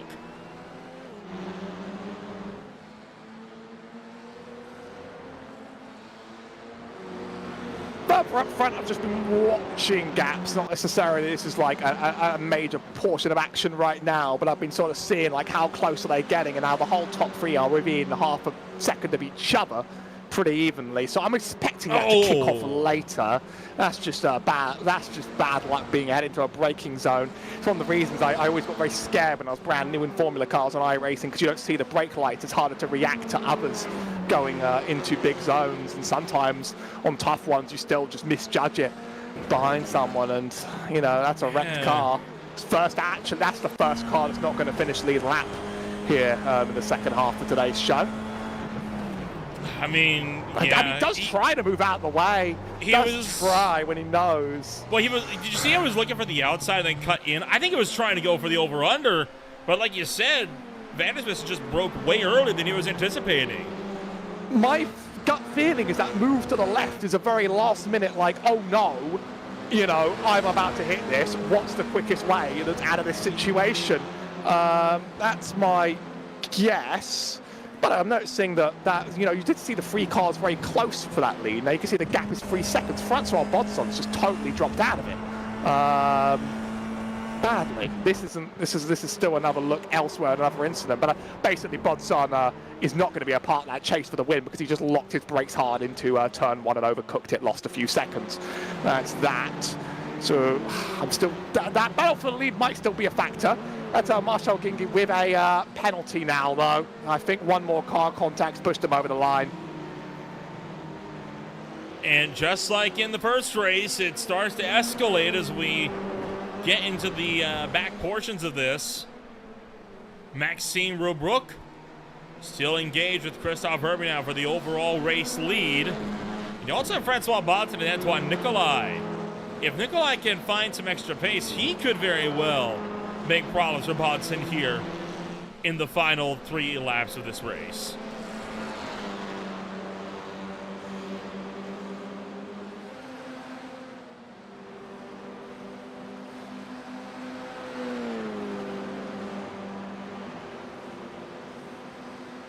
All of this. So this battle up front for P1, this is going to be a factor now.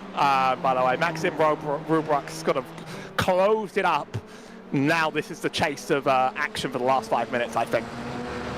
It's going to be very interesting, I think, watching the dynamic going into Imola and the Hockenheim ring for the next 2 races, right? Because, I mean, we come off of Montreal and Mexico City, 2 tracks that have, you know, turn 1s that you can go side by side and pretty reliably. You can't do that at the Hockenheim ring, and you arguably can't do it at Imola as well. It's going to be interesting to see how the next races pan out when it comes to race starts, I think.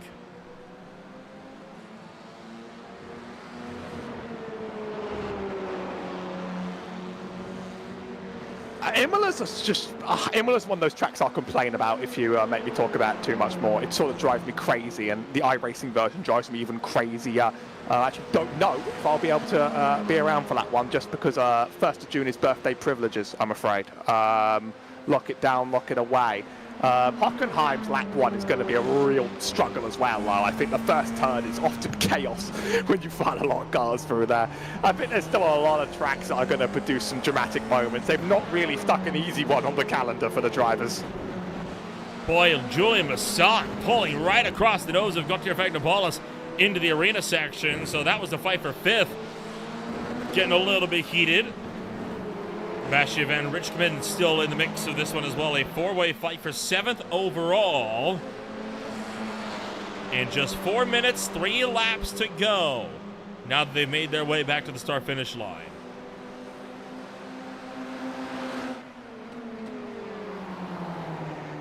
Time running out, and I'm still thinking, will RP2 make that move?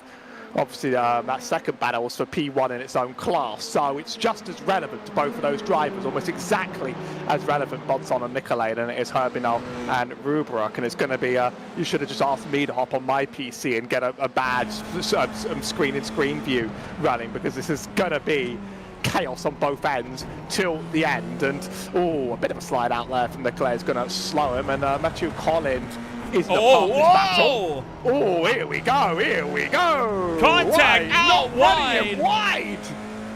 Francois Bodson being given a little bit of a taste there.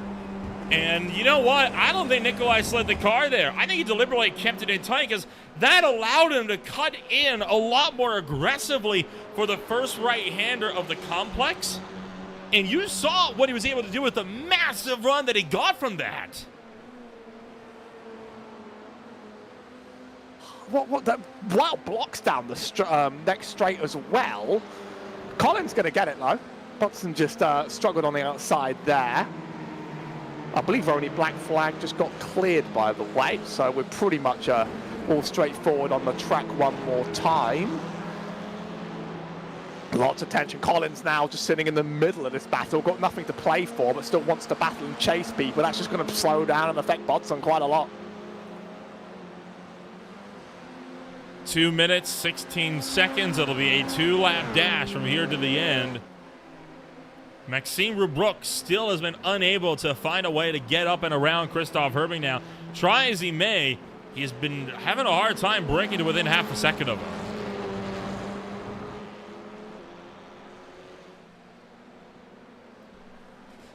And I thought that Rubruk was maybe going to make that move for P1, and yeah, it's just sort of not really developed. Not truly happened as expected. A bit more cloud cover on the track is starting to cool it down as we wrap up the day. Still 42 on the track, hotter than any of our AM races. I was catching behind me, almost had a lock up that went into trouble, but up front, the overall win. Do you think Rubruk can make it? I think it's going to have to be a little bit bold and a little bit crazy in the coming few laps, because Hermanos has driven it pretty much perfectly.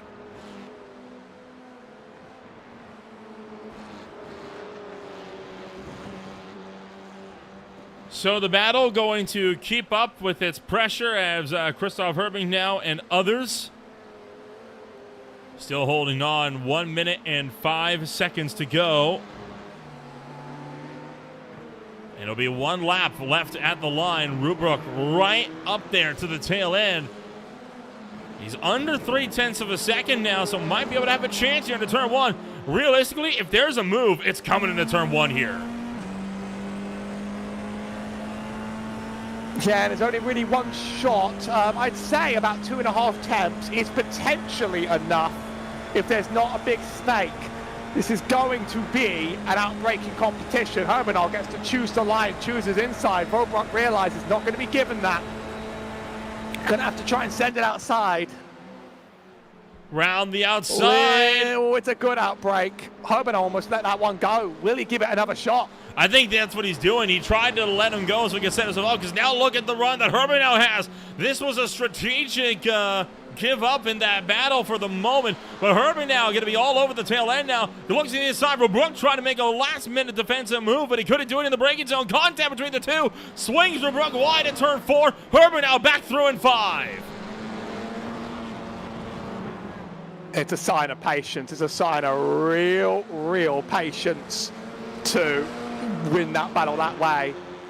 But I actually do feel like that's going to be all she wrote, unless it's a bad mistake here. Christoph Herbing now going to work his way into the final sector of the race. Antoine Nicolay not going to be a factor in the battle for the Pro-Am win with Francois Bodson. He has now dropped back to 3 seconds. Herbing now catching the wall. Rubruk running out of time, running out of turns with him getting hung up on the curb. That may very well be it. They're side by side for third behind as well. Look at that in a moment. For the meantime, Christoph Herbing now coming out of the final corner, and he will survive an onslaught to take the win in Mexico City. After the frustration of the first race, that's all really Christoph wanted, I think, and that was a clean, respectful mature run to the line to sort of prove that he had it in him the whole time. Here's Jentel Van Tielen, by the way. A battle for the P3 of the race was still on. And this was a meaningful pass that got him back in there. Just a small little getting past him in the S. It's usually not the easiest place to pass, but oh, out wide. Good effort, though, from the fight. He gave it everything and took, realistically, the one chance that he would have had. But that is going to mostly wrap up our show here then, as Marceau Giddigan across the line, and then 21 seconds behind him would be Stefan Vandersmissen. As the clouds sit over Mexico City, threatening rain, although I'm here to tell you that rain's not coming, no matter how long we wait here on the track, unfortunately. It's been another long day here at the track, but I love the variety of racing we get. The chaotic opener, and then the very, very sort of mature finale, as it often lines in. You get good racing in all four. Well, we are going to get set to take a rundown of your official post-race results. It was a true test that drivers had to put on here this afternoon, and what a fight that we were treated to from start to finish, as we are going to get set to take a look at who finishes where in the final race of the Belgian F4 Championship from Mexico. Christoph Herbie now coming home number 1, alongside Maxime Rebrook in second. Jentel Van Tielen comes home third. Matthew Call in fourth. Francois Bonson winning in Pro-Am. Antoine Nicolai in second. Gauthier Fagdopoulos in seventh. Joey Masson in eighth. Bastien Van Rischkehem and Jurin Senasol will finish out the top 10. Rounding out the field was Lorenz Naviga, Maxim Stivers, Mathieu Mollet. This is the one surname that if a driver could reach out to me as a couple, I'd love to know how to deal with the 24 in 13th. In 14th, we have Don Korok, then Mark Stassin. Marcel Gingi is another one I'd love to get an answer for in 16th. And Stephanie Vandermissen, the only one to take terminal damage in that race. Did return with the fast repair, but at the back of the field.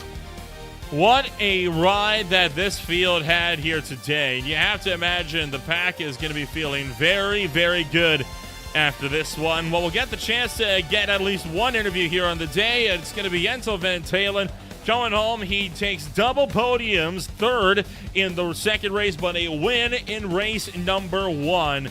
Jentel, what a ride that you had here today. Talk us through a journey and a lot of points on the boards for our Esports Clio Cup champion. Well, what do I have to say? First race I had in quali already, I had mega pace, then first race was really good, and then in the second race was just kind of unfortunate, but it also made a lot of fun to go to the pack again, and still finishing P3, I don't think I can complain after that incident, so still quite satisfied about today. Talk us through what the game plan was like, because obviously it's a new track to the Belgian Sim Racing Federation, and I think it showed for a lot of drivers today. Were you studying up on the AM class competition to figure out what worked and what didn't? Yeah, I had a look at it. I also drove other leagues already here, but it's a very tricky circuit, you know. You have to take a lot of curbs. There are a lot of sausage curbs that you can easily die on, so I was prepared to see a lot of that this race, but it actually was still quite okay. So, but it's a really fun circuit once you get a hang of it, but it's a really technical one, in my opinion. Well, 2 weeks we swing back across the pond to go race it in Germany. Not at the Nürburgring. It is going to be, of course, at the Hockenheim Ring. I mean, it's a track that virtually needs no introduction. I mean, talk us through what's going to be a difficult race at yet another technical track. Yeah, and also, again, a really technical track, but also with a very long straight, so it's going to be a very interesting race again to get out of slipstream, or it's more going to be a technical masterclass with a lot of strategy than pure pace, but I already am looking forward to it, so let's see what we can bring.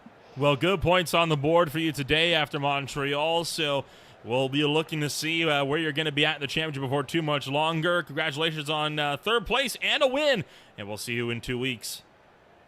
Thank you, guys. Jentel Van Tielen for Blue Mercure Esport will come home number 1 on the afternoon in race 1 and third in race 2. Howie, not sure if we're going to have anybody else to give us a chat, but what a ride that we had this afternoon. a little bit of everything, as often you get on one of these shows. You don't just get a straightforward race to the end by any means, and I think all the drivers here are having a lot of fun throughout the league. All the ones that probably made it out of turn one had a great day, and the Hockenheim's going to be its own special kind of chaos, I think, next time around. It's got a few very tricky corners that throw people off their game. Oh, yes, sir. And there's still way more action coming up here as well as we get set to go racing at Hockenheim Ring in just a little while. But on top of that, the High Tide Racing League will be returning to Green Flag TV. That will be coming up later on tonight for the season opener alongside the Mid-Atlantic Racing Series and the OMSRL Cup Series' finale on Tuesday. If you want to find out more about who we are and what we can offer you, check us out today at www.greenflag.tv. And we will look forward to see everybody once again in 2 weeks when we swing across to Germany. In the meantime, my name has been Howie Burrows. My name's been Nolan Rempel alongside Howie Burrows. Identity theft is not a joke, Nolan. We'll see you all next time when we go racing for more on Green Flag TV.